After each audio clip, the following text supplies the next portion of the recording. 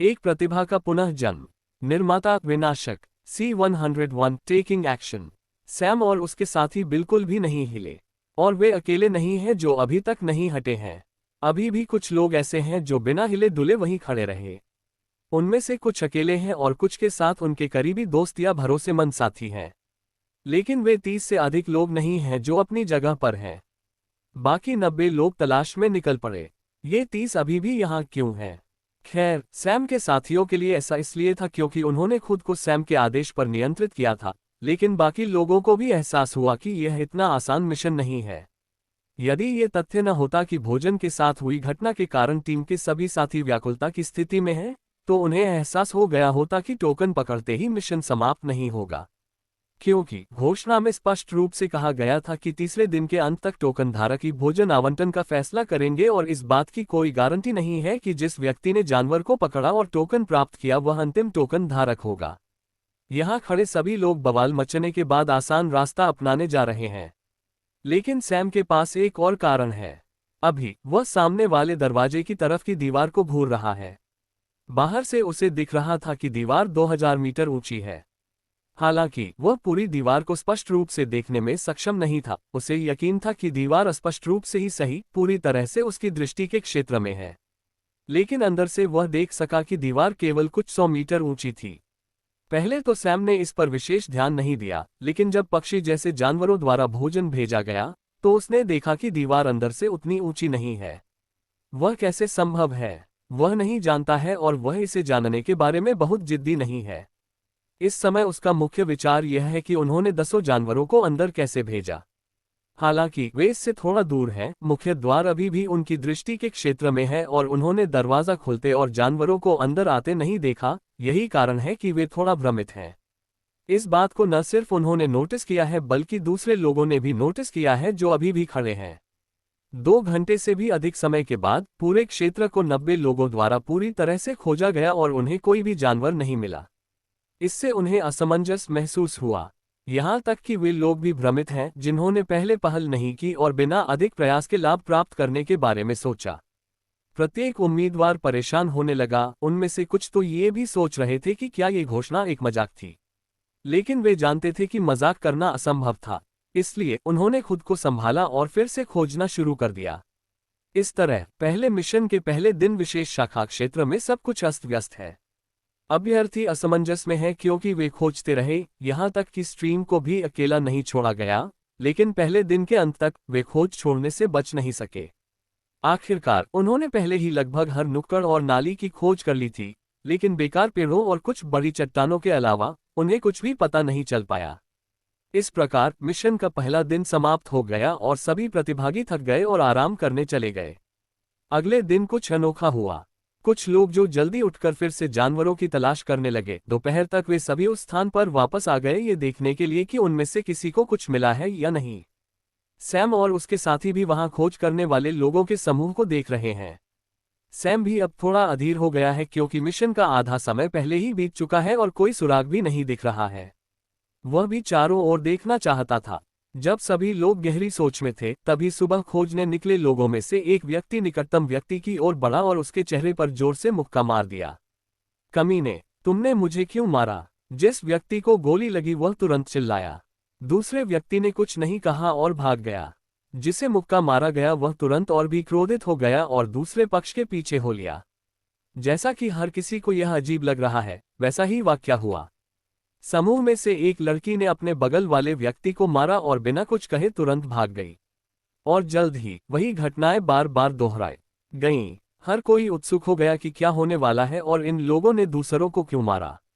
इसलिए सभी लोग समूहों में विभाजित हो गए और अलग अलग दिशा में भाग रहे लोगों का अनुसरण करने लगे। यहाँ तक कि सैम और उसकी टीम के साथी भी देखने गए और वे पहले हमलावर की दिशा में गए। जब वे घटनास्थल में दाखिल हुए तो उन्होंने देखा कि हमलावर फर्श पर पड़ा हुआ है और उसके मुंह से खून बह रहा है, जबकि जिसे हमलावर ने मुक्का मारा है वह घबराकर वहीं खड़ा है। सैम और उसके साथियों के साथ जो लोग आए थे वे उसी शहर से हैं जहां हमलावर और मुक्का मारने वाला व्यक्ति आया था। इस दृश्य ने उन्हें तुरंत गंभीर बना दिया। तुमने उस पर इतना क्रूर हमला क्यों किया? एक नवयुवक ने, जो टीम का लीडर प्रतीत हो रहा था, गंभीरता से पूछा। नहीं, मैं जैसे ही लड़का समझाने जा रहा था तभी दूसरी लड़की ने टोक दिया, आपको इस छोटे से संघर्ष के लिए उसे मारने की जरूरत नहीं है, आप अपना स्पष्टीकरण सुरक्षित रख सकते हैं। जब हम वापस आएंगे तो हम इस घटना की रिपोर्ट काउंट को देंगे। नहीं, मैंने उस पर हमला नहीं किया, जब तक मैं यहां आया तब तक वह पहले से ही ऐसा था। जिस आदमी के चेहरे पर मुक्का मारा गया उसने खुद को समझाने की कोशिश की, लेकिन उनमें से बाकी लोगों ने उसकी दलीलें नहीं सुनी और मरने की कगार पर खड़े उस व्यक्ति को जमीन से उठाकर चले गए। सैम को लगा कि इस स्थिति में कुछ गड़बड़ है। आखिरकार भले ही उन्होंने तुरंत उन दोनों का पीछा नहीं किया, फिर भी वे इतने दूर नहीं थे और उन्होंने लड़ाई की कोई आवाज भी नहीं सुनी। उन्होंने केवल एक व्यक्ति को जमीन पर लेटे हुए और दूसरे व्यक्ति को वहां खड़ा देखा। सैम ने वह जगह नहीं छोड़ी और अपने साथियों के साथ वहीं खड़ा रहा। उन्होंने उस जगह का निरीक्षण करना शुरू किया और जल्द ही कुछ पता चल गया। किसी व्यक्ति के पकड़ से बाहर निकलने या गला घोंटने की कोशिश के निशान हैं। उसने कुछ सोचा और जब वह उस व्यक्ति से पूछने वाला था जिसे हत्यारा माना जा रहा था, तो वह कहीं दिखाई नहीं दिया। वह कुछ दूरी पर डेरा डाले हुए स्थान की ओर चल रहा था। सैम तुरंत मुड़ा और उसका पीछा करने ही वाला था, लेकिन अचानक वह व्यक्ति गायब हो गया क्योंकि वह एक पेड़ के चारों ओर घूम गया और पेड़ ने उसे उसकी दृष्टि के क्षेत्र से दूर कर दिया। एक समूह के रूप में रहें, भटके नहीं और हर कोई कम से कम एक व्यक्ति का हाथ थामे रहे, सैम ने कहा और उसने भी जैस्मिन का हाथ थाम लिया और अपने समूह के साथ धीरे धीरे चलने लगा।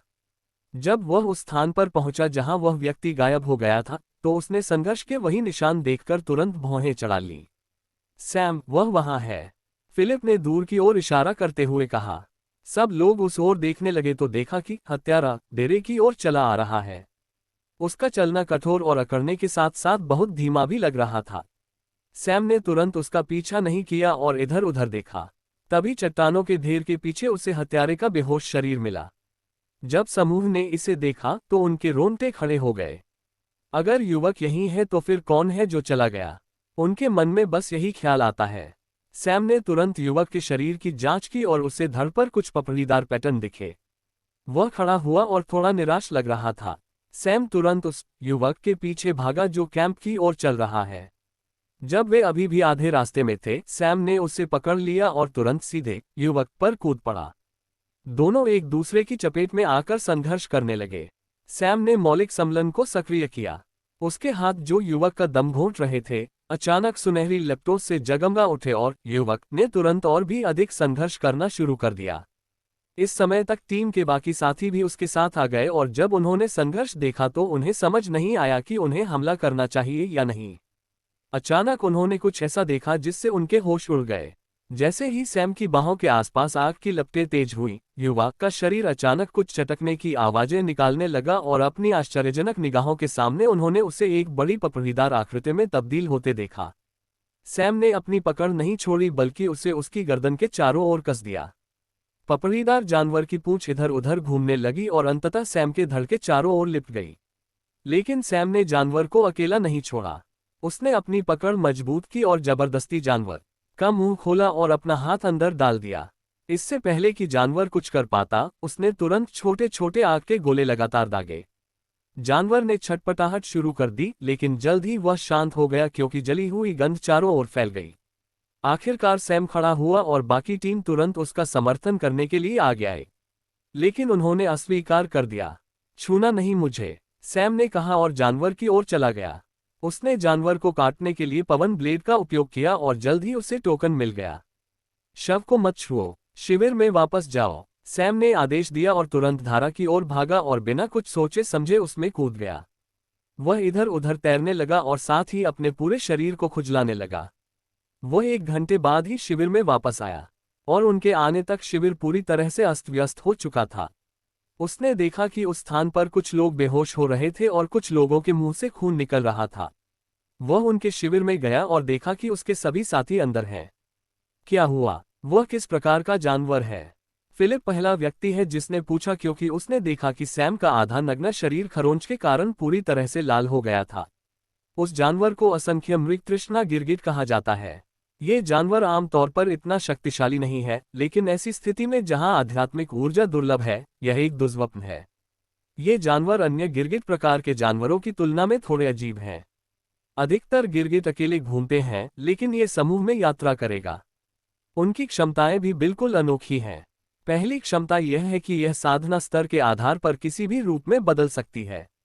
जिस जानवर को मैंने मारा वह लेवल 3 में है, जो एक नौसिखिए के बराबर है। दूसरी क्षमता यह है कि यह तुरंत गायब हो सकता है और परिवेश में मिल सकता है। इन्हें ढूंढने में काफी मेहनत करनी पड़ती है क्योंकि ये बिल्कुल भी आवाज नहीं करते हैं। यदि हम इस पर लंबी दूरी से हमला करते हैं तो वे इससे भांप सकते हैं और इससे बच सकते हैं। यहाँ तक कि कम दूरी में भी उनकी रक्षा काफी ऊंची होती है और यदि वे एक ही मौके में नहीं मारे जाते हैं तो वे तुरंत गायब हो जाएंगे और परिवेश में मिल जाएंगे। तो हमला करने का एकमात्र तरीका या तो एक मारना है या हाथापाई करना है। ऊर्जा की मौजूदा कमी हमें एक शक्तिशाली कौशल के साथ एक ही वार में हमला करने की आजादी नहीं देती है। तीसरी क्षमता है माया, इसीलिए बहुत सारे लोग बाहर बेहोश हैं। अंतिम क्षमता यह है कि अपनी आखिरी सांस पर यह हत्यारे पर एक निश्चित गंध छोड़ देगा जो हत्यारे को आकर्षित करेगा। यही कारण है कि मैं तुरंत आप लोगों से दूर भाग गया और तब तक बहता रहा जब तक कि मेरा लगभग खून नहीं निकल गया। इससे भी खतरनाक बात यह है कि अगर आप वह मांस खाएंगे तो आपको जहर दे दिया जाएगा। इसीलिए मैं नहीं चाहता था कि तुम लोग इसे छुओ। इस समय तक बाकी जानवर भी शव के पास जा चुके होंगे। क्या आपको नहीं लगता कि बाकियों को बताना बेहतर होगा? हॉक ने पूछा। कोई जरूरत नहीं है, उन्हें जल्द ही इसके बारे में पता चल जाएगा। अगर मैं गलत नहीं हूं तो उनमें से कुछ को एहसास हुआ होगा कि इस अनोखी घटना के पीछे एक जानवर है, इसलिए वे कार्रवाई करेंगे। उसने धीरे से कहा। एक प्रतिभा का पुनः जन्म। निर्माता विनाशक C-102। पहला मिशन खत्म। सैम ने अपने साथियों को अंदर बैठने का निर्देश दिया जबकि वह स्थिति देखने के लिए बाहर चला गया। उसने जो देखा वह उसकी उम्मीदों से बहुत अलग नहीं था। असंख्य मृग तृष्णा गिरगिट एक प्रकार के जानवर हैं जिनमें बहुत ही सौहार्दपूर्ण भावना होती है। ये देखकर कि उनमें से एक मर गया है, उनमें से बाकी लोग निश्चित रूप से हत्यारे पर अपना गुस्सा निकालेंगे। चूंकि उन्होंने अपने ऊपर मौजूद दुर्गंध को नष्ट कर दिया जो कि उनके लिए हत्यारे को ढूंढने का एकमात्र तरीका है, वे अपना गुस्सा आम दुश्मन उम्मीदवारों पर निकालेंगे। सभी अभ्यर्थी असमंजस में हैं। कुछ लोग बेहोश हैं, कुछ घायल हैं, कुछ इस बात पर बहस कर रहे हैं कि आखिर ये क्या हो रहा है। केवल कुछ ही लोग हैं जो अभी भी थोड़े शांत हैं और वही हैं जिन्होंने अपनी अपनी टीमों का नेतृत्व संभाला है। अचानक मार्क्वेस के तीसरे बेटे ने एक चाल चली। उसके हाथ से एक बड़ा नीले रंग का आग का गोला छूटा और वह एक युवक की ओर उड़ गया जो अकड़कर चल रहा था। इससे पहले कि लोग प्रतिक्रिया कर पाते, युवक आग के गोले की चपेट में आ गया, लेकिन जैसे ही वह जमीन पर गिरा, गायब हो गया। ये वह परिदृश्य है जिससे सैम बचना चाहता था। यदि वे अदृश्य हो गए तो उन्हें ढूंढना वास्तव में कठिन है, और यदि वे वास्तव में इसे अदृश्य रहते हुए मारना चाहते हैं तो एकमात्र तरीका उच्च क्षति के साथ साथ हमले का उपयोग करना है, प्रभाव का एक बड़ा क्षेत्र। जब उनके पास अपनी ताकत बहाल करने के लिए आध्यात्मिक ऊर्जा की गारंटीकृत आपूर्ति नहीं होती है तो उस प्रकार के कौशल का उपयोग करना अच्छा विचार नहीं है। लेकिन मार्क्वेस के बेटे के पास ज्यादा विकल्प नहीं थे, इसलिए हाथ की मुहरों की एक श्रृंखला करने के बाद नीली लौ की एक बड़ी लहर ने उस क्षेत्र को घेर लिया जहां युवक गायब हो गया था। और कुछ ही सेकंड में वे आग की लिपटों से गुर्राने की आवाज सुन सकते थे और आग की लपटें गायब होने के 1 मिनट के भीतर जले हुए क्षेत्र के एक बड़े टुकड़े के बीच एक पूरी तरह से जली हुई पपड़ीदार आकृति थी। मार्क्वेस का बेटा दिखने में कमजोर हो गया। हालांकि उनका हमला शक्तिशाली था, लेकिन इसका उनकी आध्यात्मिक ऊर्जा पर उतना ही बड़ा प्रभाव पड़ा। उसके 2 भाई जेके और लूथर तुरंत आगे बढ़े। उनमें से एक अपने तीसरे भाई के पास खड़ा हो गया और दूसरा लाश की जांच करने चला गया। कुछ मिनटों तक लाश को खंगालने के बाद आखिरकार उन्हें टोकन मिल गया और उनमें से 3 तुरंत अपने शिविर में वापस चले गए। भले ही उनके बीच कुछ मतभेद और शिकायतें हों, तीनों भाई फिलहाल बाहरी लोगों के सामने काफी एकजुट हैं। जैसे ही दर्शकों ने देखा कि टोकन 3 भाइयों के हाथों में था, मार्क्वेस शहर के कुछ लोग जिनके बीच घनिष्ठ संबंध है, उनमें से ज्यादातर कुलीन संतानें शामिल हो गईं। यह नजारा देख बाकी अभ्यर्थी भड़क उठे। हर कोई एक दूसरे को संदेह की दृष्टि से देखता है, सोचता है कि क्या दूसरा पक्ष जानवर था। लेकिन उनका संदेह कुछ ही सेकंड में दूर हो गया क्योंकि कुछ युवक तीनों भाइयों पर हमला करने के लिए उनकी ओर भागने लगे। युवकों की अजीब शारीरिक हरकतों को उम्मीदवार तुरंत समझ गए और जल्द ही लड़ाई शुरू हो गई। तभी सैम ने चलना शुरू कर दिया। वह उस स्थान पर वापस गया, उसने गिरगिट से हाथापाई की और लाश को अपने साथ वापस ले गया। हालांकि मांस खाने योग्य नहीं है, सैम के पास इस शव के कुछ अन्य उपयोग हैं। चूंकि उनके पास आध्यात्मिक ऊर्जा की कमी है, इसलिए उन्हें एक ऐसा रास्ता खोजने की जरूरत है जिससे हमला करने के लिए कम आध्यात्मिक ऊर्जा का उपयोग हो। और असंख्य मृग तृष्णा गिरगिट के शरीर में इसकी बहुत अधिक मात्रा होती है जो भविष्य में काम आ सकती है, और उनमें से एक है इसकी पपड़ीदार पूंछ। पूंछ घातक हथियारों में से एक है जिसका उपयोग असंख्य मृग तृष्णा गिरगिट लोगों पर हमला करने के लिए करते हैं। पूंछ सामान्य अजगर की तरह ही काम करती है। ये पीड़ित के पेट और छाती के चारों ओर पूंछ को घायल कर देता है और पूंछ की मांसपेशियां कड़ी हो जाएंगी और साथ ही त्वचा में पपड़ियां चुभने लगेंगी। इस जानवर की पूंछ की हड्डी लेवल 3 जानवरों के सबसे कठोर हिस्सों में से एक है। सैम जानवर के शव को शिविर से कुछ दूर ले गया, वह अपने साथियों को भी साथ ले गया। इसके मरने के बाद इस जानवर के मृत शरीर से कुछ स्राव निकलेगा जो मांस के दूषित होने का प्रमुख कारण है। सैम ने केली और हॉक की मदद से मिट्टी का बर्तन बनाया। हालांकि ये दीर्घकालिक उपयोग के लिए उपयोगी नहीं है और इतना मजबूत भी नहीं है, फिर भी उन्होंने इसे इस अल्पकालिक उद्देश्य के लिए बनाया है। बर्तन तैयार करने के बाद उसने हवा के झोंकों से बर्तन को काटना शुरू कर दिया।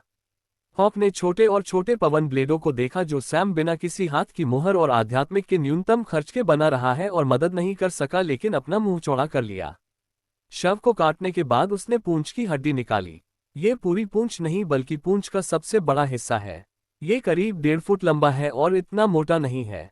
यह आपके लिए है। हालांकि हैंडल वहां नहीं है और किनारा तेज नहीं है, मुझे लगता है कि यह कुछ भी नहीं होने से बेहतर है। इसे ठीक से छुपाएं और जैसा आपको उचित लगे आवश्यक व्यवस्था करें। उसके बाद उसने अपनी हथेली को चाकू की तरह रखा और वह घनीभूत हवा से घिरी हुई थी। उसने त्वचा से परतें और हड्डियों से मांस छीलना शुरू कर दिया। उसने हड्डियों को अलग अलग ढेर कर दिया और दफनाने से पहले मांस को बर्तन के अंदर रख दिया। इसके बाद उसने तराजू का कुछ हिस्सा जो कि पूंछ का हिस्सा है उठा लिया और बाकी को दबा दिया। उसके हाथों में 10 तराजू हैं। उसके बाद उसने कुछ साबुत और लंबी हड्डियां ले ली और बाकी को जानवर के बाकी अंगों और अवशेषों के साथ दफना दिया। ये बर्तन निकट भविष्य में हमारी सबसे बड़ी मदद में से एक हो सकता है, इसलिए मैं आपके सामने ये कर रहा हूं। स्थान ठीक से याद रखें। 3 दिनों के बाद हम में से एक यहां आएगा और इसे वापस ले जाएगा। सभी ने सिर हिलाया और वे सभी वहां से वापस शिविर की ओर निकल गए। यहां अधिकांश लोग अब तक बच चुके हैं क्योंकि उन्होंने जानवरों को मार डाला था। ऐसा लगता है कि भीड़ में से कोई इतना जानकार है कि किसी ने जानवर का मांस नहीं खाया और वे सभी उन्हें दफनाने जा रहे हैं। लेकिन समूह के 20 से अधिक लोग गुस्से में हैं क्योंकि वे एक जानवर को ढूंढने में असफल रहे और इसमें अजीब तिकड़ी भी शामिल थी, क्योंकि किसी को नहीं पता था कि सैम ने पहले वाले को मार डाला। रात हो गई और सभी लोग आराम करने चले गए। अगला दिन, पहले मिशन का आखिरी दिन।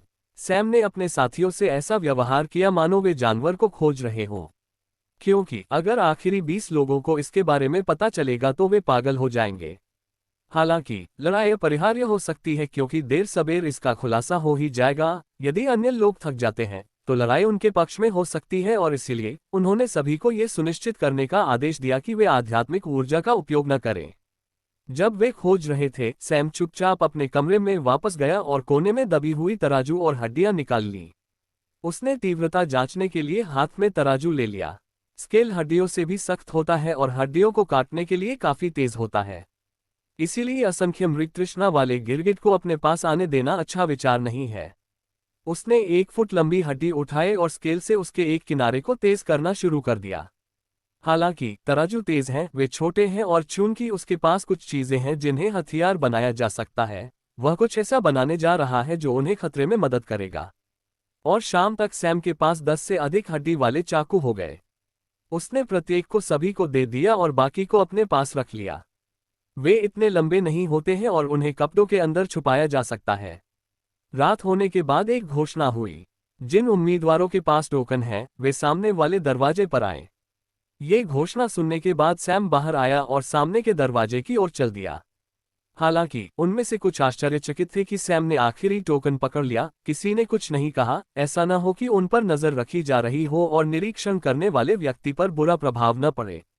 सामने के दरवाजे पर पहुंचने के बाद आवाज ने फिर निर्देश दिया, अब दरवाजे के दाईं ओर चलें और आपको टोकन के लिए कुछ स्लॉट मिलेंगे, उन्हें अंदर डाल दें। उन्होंने वैसा ही किया जैसा उनसे कहा गया था और छोटे डिब्बे खुल गए और प्रत्येक डिब्बे में कुछ स्याही के साथ एक ब्रश और एक कागज था। जिन लोगों को आपने चुना है उनके नाम लिखें। आवाज ने फिर निर्देश दिया और नाम लिखने के बाद कागजों को डिब्बों के अंदर रखकर बंद कर दिया। जल्द ही एक व्यक्ति ने ऊंचे स्वर में नाम पुकारा। उन्हें आश्चर्य हुआ, सैम की टीम के सदस्यों के साथ 2 अजीब तिकड़ी को भी बुलाया गया। सबके इकट्ठा होने के बाद 10 बड़े डिब्बे खोले गए जिनमें खाने के पैकेट रखे हुए थे। बाहर निकालने के बाद सभी खुश हुए, लेकिन जिन 20 लोगों को खाना नहीं मिला वे जल्द ही उनकी ओर आ गए। वे हमला करने के लिए भी तैयार हैं। उनकी ओर देखते हुए वे सभी भोजन करने लगे। केवल अजीब तिकड़ी ने अपने साथी का इंतजार किया और उनमें से 3 ने एक साथ साझा किया। चूंकि वे अपनी कुछ ऊर्जा बचाने में काफी चतुर हैं, इसलिए भोजन उनमें से 3 के लिए पर्याप्त था। खाना खाने के बाद जब वे सैम को धन्यवाद देने वाले थे तो उसने उन्हें टोक दिया। धन्यवाद हॉक, मैं उस तरह का दयालु नहीं हूँ। भले ही हमारी नाराजगी दूर हो गई हो, लेकिन मैं आपको खाना देने के लिए इतना दयालु नहीं होता। उसके बाद सभी लोग अपने शिविरों में वापस चले गए। हॉक को धन्यवाद देने के बाद अजीब तिकड़ी अपने शिविर में वापस चली गई। हालांकि उनका भोजन शांतिपूर्ण लग रहा था, बाकी बैच समान नहीं थे। मार्क्वेस शहर और सैम के समूह के 20 लोगों को छोड़कर, जिन्होंने बाकियों की तुलना में तेजी से खाना खाया, बाकी उम्मीदवार जिन्होंने धीरे धीरे खाया, उन पर हमला किया गया और पहली बार की तरह भोजन के लिए लड़ाई जारी रही। और पहले की तरह उनमें से कुछ को संघर्ष विराम के लिए सहमत होना पड़ा। लेकिन इस बार 10 से अधिक लोगों को खाना ही नहीं मिला। अगर ऐसा ही चलता रहा तो वे मुश्किल से 1 या 2 दिन और टिक पाएंगे। सैम ने उनकी ओर देखा और अपना सिर हिलाया क्योंकि उसके दिमाग में एक विचार आया। हार मानने का फैसला करने वाले उम्मीदवारों का पहला बैच जल्द ही सामने आएगा और यह सिर्फ पहला मिशन है जो पूरा हुआ है। वह भविष्य के मिशनों की प्रतीक्षा कर रहा था और यह भी देखना चाहता था कि उनमें से कितने इन 6 महीनों में सफल होंगे और विशेष शाखा के साथ बने रहेंगे। एक प्रतिभा का पुनः जन्म। निर्माता विनाशक C-103। दूसरा मिशन। पहला मिशन खत्म होने के अगले दिन उन लोगों का पहला समूह आया जिन्होंने हार मान ली थी और साथ ही वे लोग भी मर गए थे क्योंकि गिरगिट की चोटों के कारण वे टिकने में सक्षम नहीं थे। अब जोन के अंदर केवल 102 लोग बचे हैं और 18 सदस्यों में से 6 की मृत्यु हो गई है और शेष 12 लोगों ने हार मान ली है। सैम अपने कमरे के अंदर है और उसने अपनी आंखें बंद कर ली और लेट गया।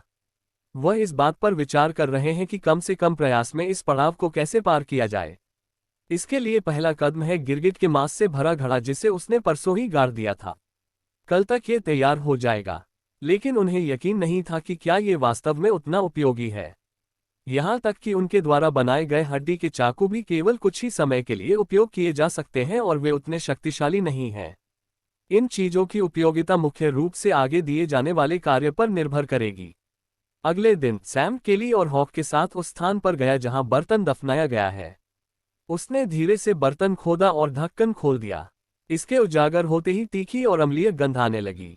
बर्तन में लगभग भरे हुए तरल पदार्थ को देखने के बाद उसने बर्तन को बंद कर दिया और सावधानी से एक तरफ रख दिया। फिर उनमें से 3 ने मिट्टी से बेलनाकार आकार में उंगली के आकार के कुछ छोटे कप बनाना शुरू किया। कप का एक तरफ बंद है जबकि दूसरा पूरी तरह से खुला हुआ है। कप इतना पतला और नाजुक है कि हल्का दबाव डालते ही टूट जाएगा। सैम ने कप का 3/4 हिस्सा तीखे हरे रंग के तरल से भर दिया और उन्होंने दूसरी तरफ मिट्टी से बंद कर दिया और इसे फिर से पकाया। तो मिट्टी से बना और इस अजीब तरल पदार्थ से भरा एक बंद कैप्सूल इतनी मेहनत के बाद बनाया गया है। यहाँ तक कि इसे बनाने में भी समय लगता है, फिर भी वे नहीं रुके। आखिरकार दुनिया में हर समय मौजूद है।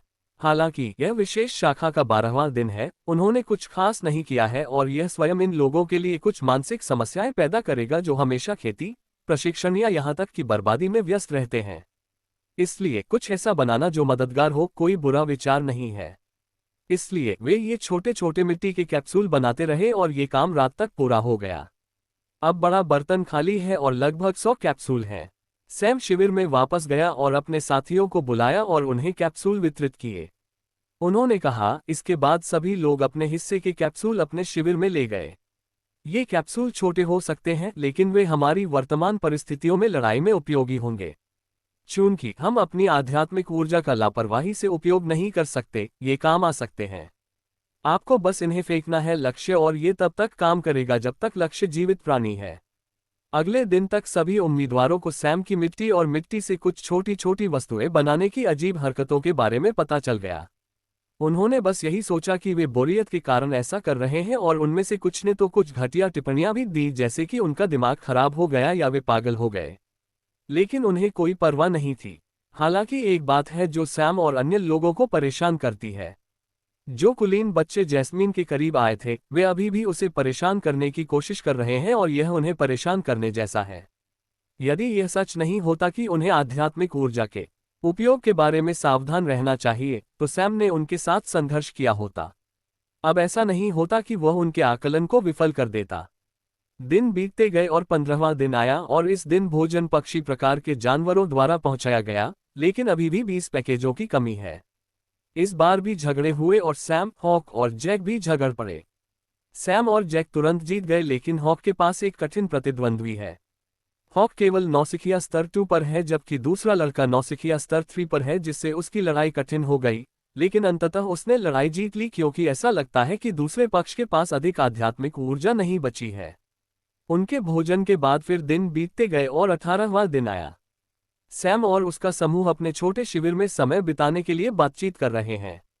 लेकिन अचानक बाहर से गड़गड़ाहट और विस्फोट की आवाजें आईं, और जब वे बाहर गए तो उन्होंने देखा कि एक विशाल ज्वाला विस्फोट से एक शिविर उड़ गया था।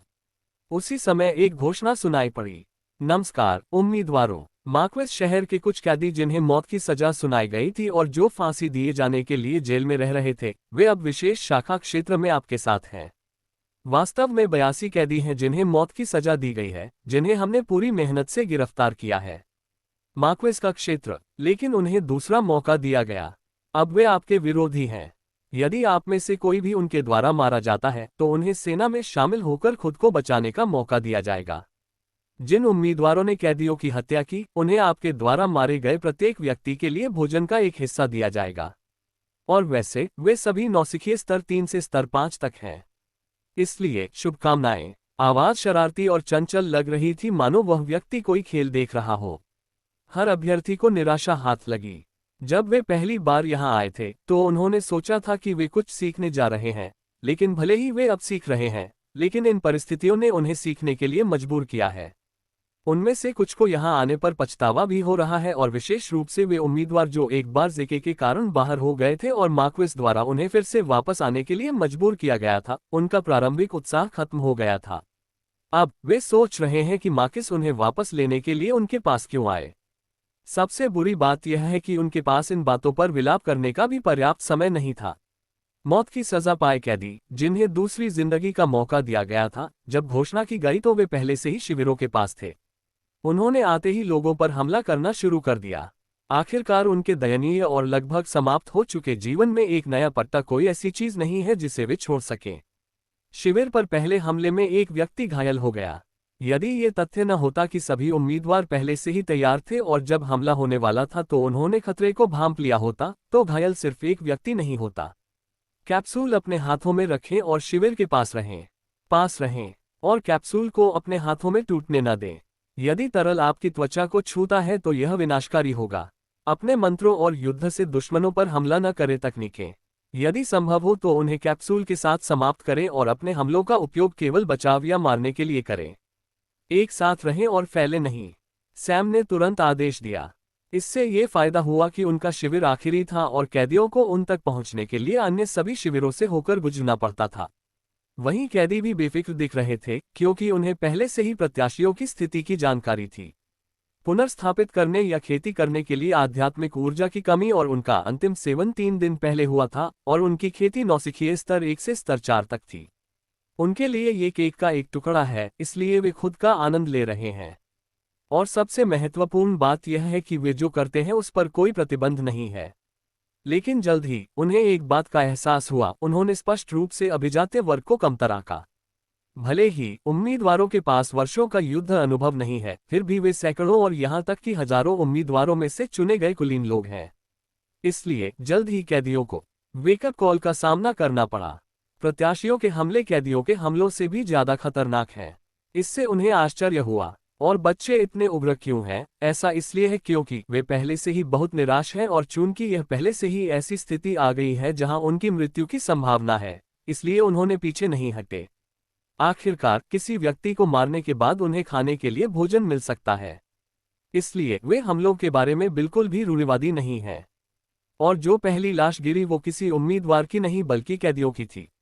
जिस व्यक्ति ने कल हॉक से लड़ाई की थी उसने नौसिखिए स्तर 3 के एक कैदी पर हमला करने के लिए अपनी शेष सारी ताकत का इस्तेमाल किया और उसे मार डाला। जैसे ही उसने राहत की सांस ली कि उसे भोजन का पूरा हिस्सा मिल सकता है, तेज आध्यात्मिक ऊर्जा से घिरी एक हथेली उसके पेट में चुभ गई। जैसे ही उसके पीछे एक दुष्ट अभिव्यक्ति वाला एक व्यक्ति प्रकट हुआ। एक कैदी ने बिना किसी प्रयास के मुफ्त में हत्या पाने का आसान तरीका अपनाने की कोशिश की। भाई, एक युवक जो बहुत दूर नहीं था, दर्द से चिल्लाया और कैदी पर हमला कर दिया और जल्द ही कैदी मर गया। लेकिन युवक खुश नहीं था, उसने अपने भाई को कसकर पकड़ लिया और उसके खून को रोकने की कोशिश की और उसकी शर्ट को फाड़कर घाव पर पट्टी बांध दी। सैम ने देखा जब युवक अपने घायल भाई को सामने के दरवाजे तक ले गया। जब वह युवक रो रहा था तो उसने आंसुओं और थूथन को देखा, लेकिन जब वह अपने भाई को उठाकर भागा तो उसने फिर भी अपने दांत पीस लिए। अचानक उसे थोड़ी बेचैनी महसूस हुई। इस समय तक वहां पहले से ही कुछ कैदी उस पर और उसके साथियों पर हमला कर रहे थे। जैसा कि उन्होंने पहले कहा था, टीम के साथी एक दूसरे से पीठ सटाकर खड़े हो गए और मिट्टी के कैप्सूल ऊपर फेंक दिए। कैदियों को वास्तव में ज्यादा परवाह नहीं थी क्योंकि वे जानते थे कि उम्मीदवारों के पास कोई हथियार नहीं है। उन्होंने सोचा कि कैप्सूल कोई पत्थर है और जब उन्हें किसी प्रकार की आध्यात्मिक ऊर्जा महसूस नहीं हुई तो उन्हें हंसने का भी मन हुआ और उन्होंने चकमा देने की जहमत भी नहीं उठाई। तो कैप्सूल उन पर लगे और जल्द ही कैदियों की खून जमा देने वाली चीखें पूरे क्षेत्र में गूंज उठी। सारे झगड़े एक पल के लिए रुक गए।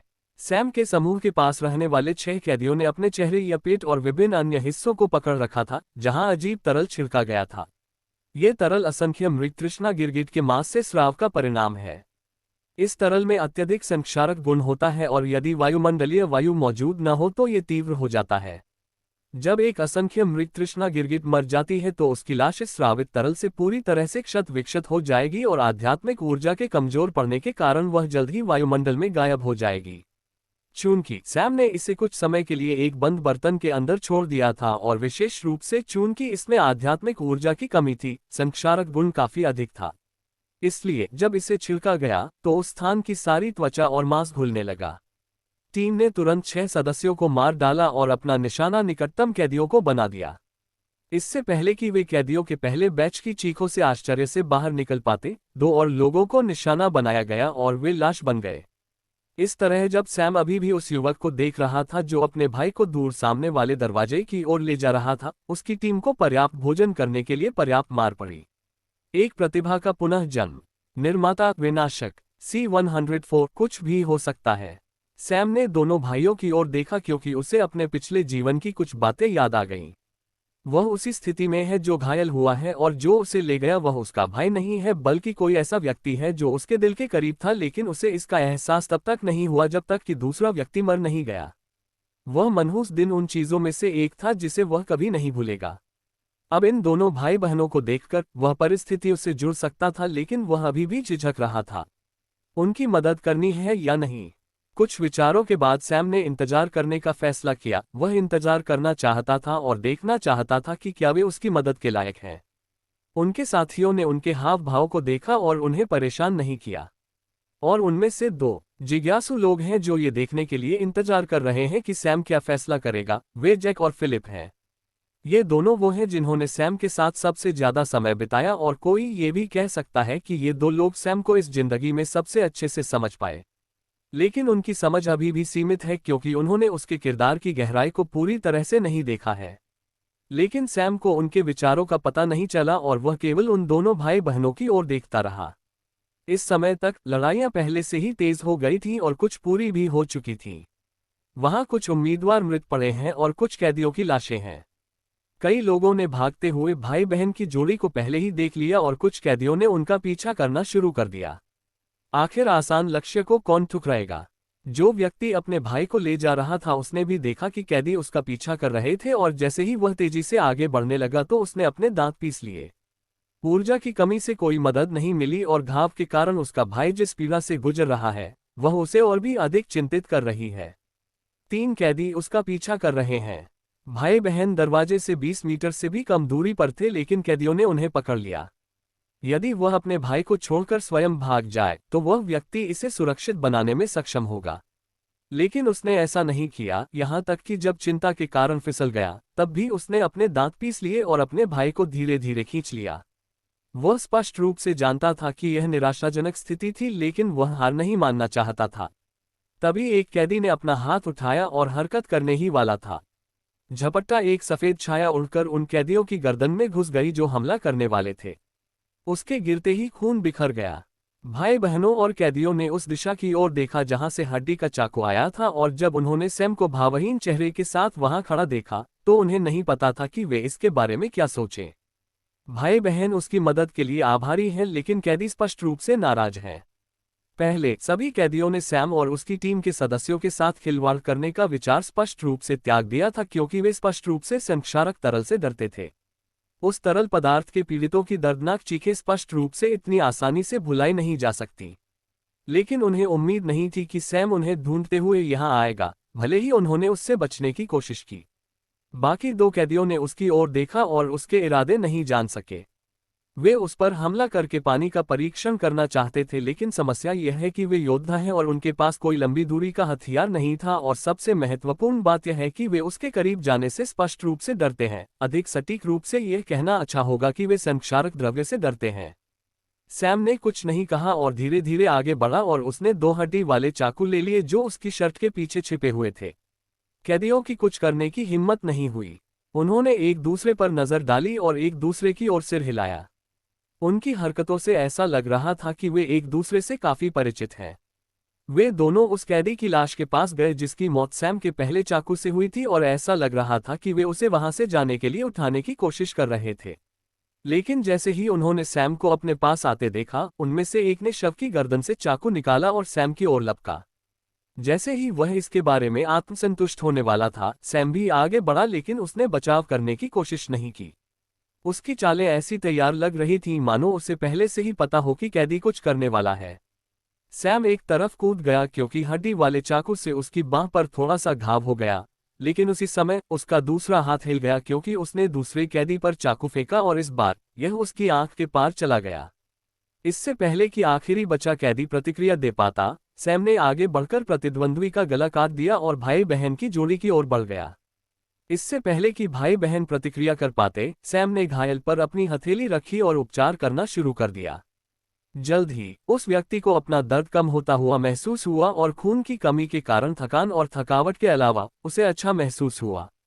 धन्यवाद। दोनों भाई बहन खड़े हो गए और उन्हें प्रणाम किया। बस यहीं रहो जब तक लड़ाई खत्म न हो जाए, सैम ने कहा, और वह भी उनके साथ वहीं बैठ गया। भाई बहन वहीं बैठे रहे। ये दृश्य कुछ ही लोगों ने देखा और वे देखते ही नहीं रह गए और युद्ध में वापस चले गए। कुछ समय बाद अंततः लड़ाइयां समाप्त हो गईं। हैरानी की बात यह है कि एक भी कैदी भाग नहीं पाया। हर कोई मर चुका था। नई जिंदगी पाने आए सभी कैदियों की जान चली गई। उन्होंने जो कुछ किया वह उम्मीदवारों की संख्या कम करना था। कुल 18 अभ्यर्थियों की मौत हो गई और 10 से अधिक लोग घायल हो गए। यदि वे आध्यात्मिक ऊर्जा की सहायता से भी ठीक से ठीक नहीं होते हैं तो वे चोटों से 2 दिन भी नहीं बच पाएंगे।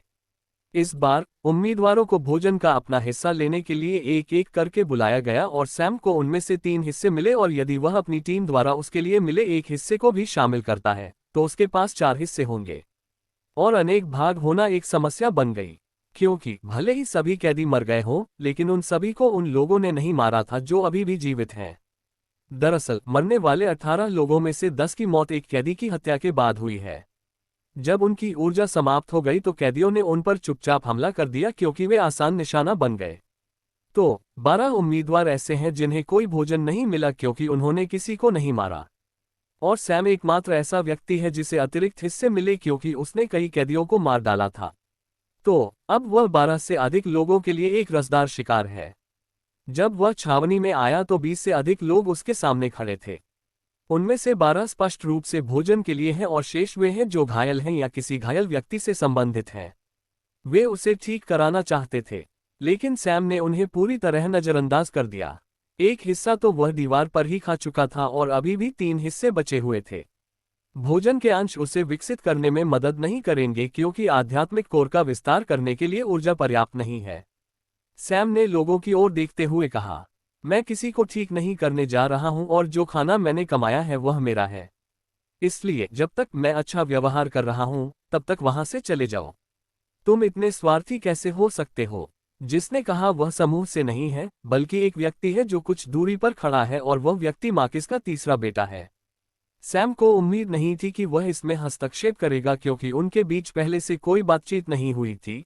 लेकिन जब उसने जेके को अपने पास खड़ा देखा तो वह समझ गया और फिर से कुछ पुष्टि की। इन तीनों बेटों के बीच भले ही कितने भी विवाद क्यों न हुए हों, लेकिन बाहरी लोगों के सामने ये आज भी एकजुट हैं, या कम से कम अभी तो ऐसे ही लग रहे हैं। ये देखकर कि सैम ने कोई उत्तर नहीं दिया, तीसरा बेटा अपना शोर मचाता रहा। उन्हें घायल और कमजोर होते हुए देखो। आप स्पष्ट रूप से उनकी मदद कर सकते हैं, लेकिन आप ऐसा नहीं करना चाहते हैं। मैं कभी भी आप जैसे स्वार्थी व्यक्ति से नहीं मिला। क्या आप अब और अमानवीय हो सकते हैं? वह जितना बोलते गए, उन्हें घेरने वाले अभ्यर्थियों को उतना ही महसूस होता गया कि वह सही है। सैम ने उस आदमी की ओर देखा और पूछा, तुम्हारा नाम क्या है? आप मुझे ब्लू फायर कह सकते हैं, तीसरे बेटे ने बड़े गर्व से कहा।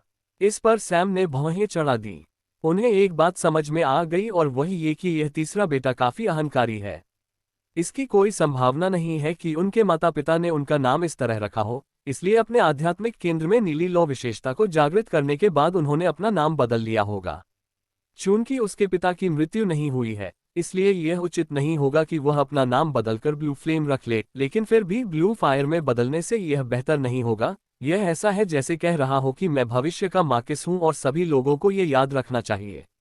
उसका उत्तर पाने के बाद सैम ने उसकी चिंता नहीं की। वह स्पष्ट रूप से जानता था कि दूसरी पार्टी क्या हासिल करने की कोशिश कर रही है। वह अपने बड़े भाई का बदला लेने के लिए भीड़ का इस्तेमाल करना चाहता है। भले ही वे उसे मारने की हिम्मत न कर सकें, वह उसे सभी उम्मीदवारों का निशाना बनाना चाहता था। लेकिन उन्होंने एक बात को कम करके आंका, वह ये कि सैम कोई साधारण व्यक्ति नहीं है जो भीड़ से डर जाए। आपको वास्तव में भोजन साझा करना चाहिए। हाँ, आखिरकार आप उन सभी को पूरी तरह से नहीं खा सकते हैं, और यह आपके लिए वैसे भी उपयोगी नहीं होगा। भीड़ में से कुछ लोग पहले से ही उनके बारे में कुछ राय बना रहे हैं। नीली आग इसके बारे में आत्मसंतुष्ट महसूस कर रही थी। भले ही सैम ने अपना भोजन साझा किया हो, लेकिन ऐसा कोई तरीका नहीं है कि यह उन सभी के लिए पर्याप्त होगा। अगर उसने इसे साझा भी किया तो इससे बाकी लोगों को ठेस पहुंचेगी और नाराजगी अधिक होगी। बेहतर होगा कि वह बिल्कुल भी साझा न करे। जहां तक उन्हें ठीक करने की बात है तो ये पूरी तरह से असंभव है। उसकी आध्यात्मिक ऊर्जा खत्म हो जाएगी और वह खुद को कमजोर स्थिति में डाल लेगा। इसलिए वह एक कदम पीछे हट गया और भोजन के हिस्से को जमीन पर रख दिया। उसने एक हड्डी वाला चाकू उठाया और कहा, कोई भी व्यक्ति जो हिस्सा पाने में आश्वस्त है वह इसे पा सकता है। जब तक आप इसे छूते हैं यह आपका है, लेकिन कोई भी कदम उठाने से पहले उस कीमत के बारे में सोचे जो आपको चुकानी होगी। हर कोई स्तब्ध रह गया। नीली आग भी हैरान थी। उन्होंने कभी उम्मीद नहीं की थी कि वह इन परिस्थितियों में भीड़ से मुकाबला करने का निर्णय लेंगे। उन्होंने एक दूसरे की ओर देखा और जैसे ही वे एक चाल चलने वाले थे, सैम ने पुष्टि की कि उन्होंने उसके खिलाफ एक चाल चलने का फैसला किया है, और उसने उन्हें अपने ऊपर हमला भी नहीं करने दिया। उसने अपना हड्डी वाला चाकू पकड़ लिया और तुरंत आगे बढ़ गया। वह बिल्कुल भी पीछे नहीं हटे। उसने सामने वाले की दाहिनी छाती पर चाकू से वार कर दिया। भीड़ अपनी जगह पर रुक गई, लेकिन इससे पहले कि वे समझ पाते कि क्या हुआ, उसने चाकू निकाला और उसे एक जादूगर पर फेंक दिया जो हमला करने की कोशिश में पीछे खड़ा था। चाकू उसके पेट के निचले हिस्से में लगा, लेकिन सैम यहीं नहीं रुका। वह एक निकटतम व्यक्ति के पास पहुंचा और उसका हाथ तोड़ दिया, और जब उसके आसपास के लोग अंततः अपनी स्तब्धता से बाहर आए और उसकी ओर बढ़े तो उसने अपनी पवन ऊर्जा को केंद्रित किया और अपना हाथ घुमाया। ब्री स्टाइल साइलेंट स्लैश। सैम मन ही मन बुदबुदाया। अभ्यर्थियों के पास से हल्की हवा चली, लेकिन वे तुरंत अपनी जगह पर रुक गए, क्योंकि जैसे ही हवा उनके पास से गुजरी उन्हें अपने गले पर तेज सनसनी महसूस हुई। अवचेतन रूप से उन्होंने अपने गले को छुआ और कुछ खून देखा। उन्हें तुरंत अपनी रीढ़ की हड्डी में ठंडक महसूस हुई। यदि सैम गंभीर हो जाता तो वे मर गए होते। सैम ने ब्लू फायर और जेके की ओर देखा और मजाक उड़ाते हुए कहा, जैसा कि आपके पिता ने पहले कहा था, यहाँ कुछ भी हो सकता है, इसलिए बेहतर होगा कि आप अपना मुंह संभालें। इतना कहने के बाद उन्होंने अपना भोजन लिया और अपने शिविर की ओर चल दिए, क्योंकि उम्मीदवारों ने उन्हें स्वचालित रूप से रास्ता दे दिया। एक प्रतिभा का पुनः जन्म। निर्माता विनाशक C105 अंतिम मिशन। जो दर्शक एक अच्छे शो की उम्मीद कर रहे थे, वे सैम की हरकतों से स्तब्ध रह गए। न केवल उसने 20 लोगों के खिलाफ एक चाल चली, बल्कि उसने ये भी बना दिया कि समूह जवाबी कार्रवाई भी नहीं कर सके। अचानक जेके को एक बुरा संकेत महसूस हुआ। उसे लग रहा है कि सैम को निशाना बनाने की कोशिश करके उन्होंने गलती की है। लेकिन सैम उनसे परेशान नहीं है, क्योंकि उसे लगा कि जेके और उसका भाई कुछ छोटे फ्राइज हैं जिसे वह जब चाहे संभाल सकता है।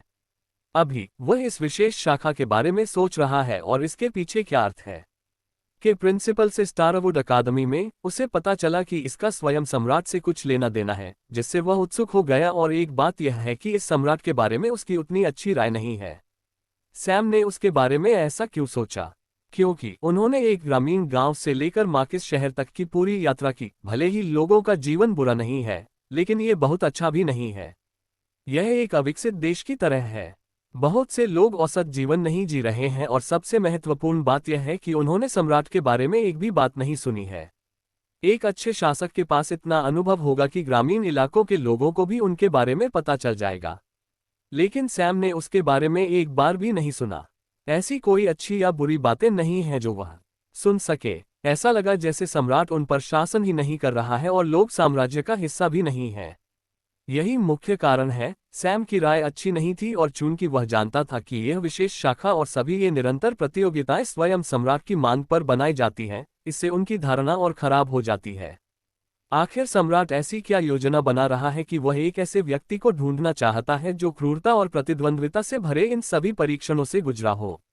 लेकिन ये जवाब, क्या वह कुछ ऐसा नहीं है जिसे वह केवल विचार करने से प्राप्त कर सके? इसलिए उसने इन विचारों को अपने दिमाग से निकाल दिया और अपने शिविर में लाए गए भोजन के पैकेटों को देखा। उसने जैक को बुलाया और उन दोनों ने कैदियों के शवों को खींच लिया, वह स्थान जहां उन्होंने गिरगिट की लाश से निपटा था। सैम ने कुछ सोचा, लेकिन वह नहीं जानता था कि उसे ऐसा करना चाहिए या नहीं। अगर यह उसका पिछला जीवन होता तो उसने बिना दोबारा सोचे ऐसा किया होता, लेकिन इस बार वह इस पर विचार कर रहा है कि क्या उसे दूसरों की तरफ जाना चाहिए। वह जैसे ही सोच रहा था, उधर से जैक की आवाज आई। आप क्या करते हैं इन शवों के साथ करना चाहते हैं? उसने अपनी आवाज में कुछ उत्सुकता के साथ साथ कुछ परेशानी के साथ पूछा। हालांकि वह सैम की उपलब्ध संसाधनों से अधिकतम लाभ उठाने की क्षमताओं से आश्चर्यचकित और प्रशंसा करता था, लेकिन वह सैम द्वारा मानव शव से कुछ बनाने के विचार से सहज नहीं था। सैम आखिरकार अपनी स्तब्धता से बाहर आया और उसने तुरंत अपना सिर हिलाया। कुछ नहीं, चलो बस उन्हें दफना दें। मैं केवल ये सोच रहा था कि हमें भविष्य में क्या सामना करना पड़ेगा। उसके बाद सैम आगे बढ़ा और उसने अपने शिविर के आसपास के पेड़ों को काटने की बात कही और एक लॉग केबिन बनाया। कैदियों के पिछले हमले से उनका कैंप थोड़ा क्षतिग्रस्त हो गया था और इसीलिए उन्होंने एक लॉग केबिन बनाया। हालांकि ये पिछले मिट्टी के घर की तुलना में उतना मजबूत नहीं है, ये थोड़ा अधिक आरामदायक है। लेकिन सबसे महत्वपूर्ण कारण यह है कि सैम वास्तव में उस मिट्टी के घर में रहने से बीमार है, इसीलिए उसने अतिरिक्त भोजन लिया ताकि वह अपनी आध्यात्मिक ऊर्जा का उदारतापूर्वक उपयोग कर सके। उन भोजन के हिस्सों में आध्यात्मिक ऊर्जा लंबे समय तक नहीं रह सकती थी, इसलिए उसने लॉग केबिन को जितनी जल्दी हो सके समाप्त कर दिया और भोजन को बेकार होने से पहले खा लिया।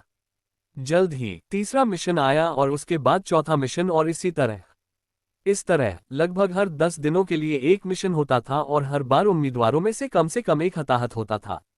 इन उम्मीदवारों को जानवरों, इंसानों और कभी कभी आपस में भी लड़ना पड़ता था ताकि वे खुद को भरने के लिए भोजन का एक हिस्सा मिल सका। जल्द ही 6 महीने बीत गए और सैम 16 महीने के करीब है। वह लॉग केबिन में बैठा है और रात के आकाश को देख रहा है। यदि आधी रात के बाद उनका अनुमान सही है, तो इस 6 महीने की विशेष शाखा शिक्षा का 18वां और आखिरी मिशन किसी भी समय शुरू हो जाएगा। और जैसा कि उन्होंने भविष्यवाणी की थी, कुछ घंटों के बाद एक घोषणा की गई और हर कोई तुरंत अपनी तरफ से बाहर आ गया।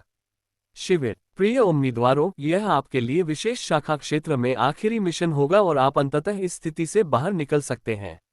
इसलिए मुझे आशा है कि आप इस आखिरी मिशन में अपना सर्वश्रेष्ठ प्रदर्शन करेंगे। आवाज रुक गई संक्षेप में, और शेष 50 उम्मीदवार एक दूसरे को देख रहे हैं। हाँ, कुल 70 उम्मीदवार ऐसे हैं जिन्होंने या तो हार मान ली या मर गए। फिर से घोषणा हुई, आपके मिशन का उद्देश्य विशेष शाखा क्षेत्र से जीवित बाहर निकलना है। आप सभी बस इस सामने वाले दरवाजे को पार करना है।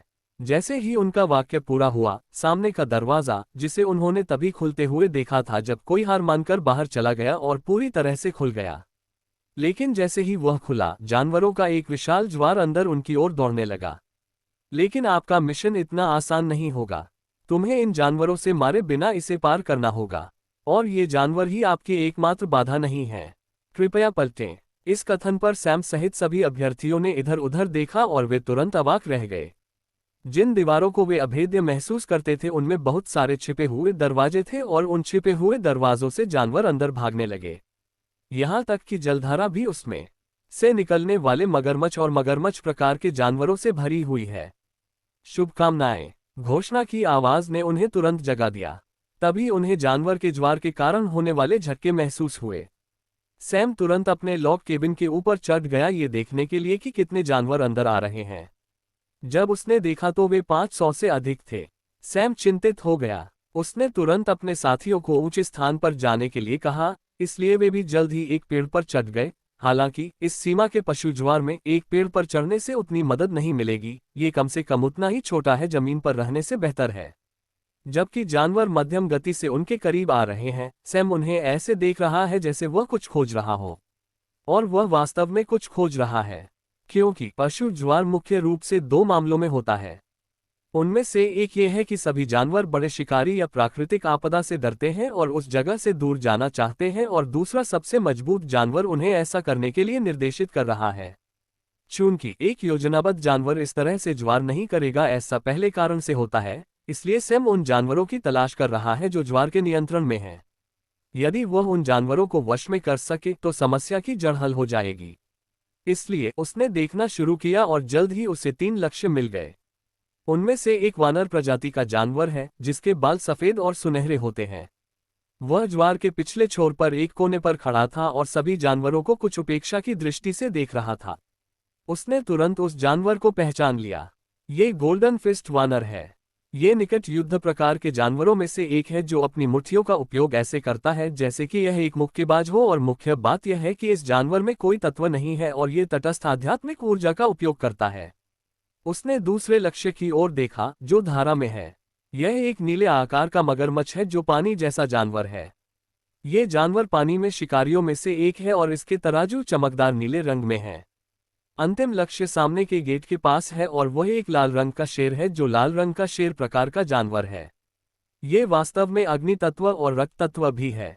ठीक उसी तरह जैसे उसने पहले रक्त लिकड़बग्घों का सामना किया था, ये लाल रंग का शेर भी रक्त का उपभोग करके आसानी से अपनी आध्यात्मिक ऊर्जा बढ़ा सकता है। 3 जानवरों में से सैम को गोल्डन फिस्ट वानर पसंद आया क्योंकि तीनों में से इसकी रक्त वंशावली सबसे अच्छी है। ये किसका वंशज है? एक सुनहरा वानर। हालांकि इसकी रक्त रेखा यानवु या स्काई जितनी श्रेष्ठ नहीं है, ये बस थोड़ी कम है। इसका मतलब है कि अगर हम यानवु और स्काई की रक्त रेखा को 10 के रूप में रेट करते हैं जो पैमाने के शीर्ष पर है, तो गोल्डन एप वह है जिसकी रक्त रेखा है 8 बजे। और गोल्डन फिस्ट वानर रक्तरेखा का वंशज है और रक्तरेखा जितनी शुद्ध होती है वानर पर उतना ही अधिक सुनहरा फर होता है। और इस वानर का 50% से अधिक फर सुनहरे रंग का होता है, इसलिए सैम काफी खुश है और इसे पाने का फैसला किया। लेकिन इसी समय जैक ने उसे फोन किया। क्या योजना है? केवल इसी क्षण उसे एहसास हुआ कि वह उस स्थिति के बारे में पूरी तरह से भूल गया है जिसमें वे हैं। सैम ने एक पल के लिए सोचा और कहा, जानवर में 3 मालिक हैं और वे सभी लेवल 3 में लग रहे थे जो कि के बराबर है नौसिखिया स्तर।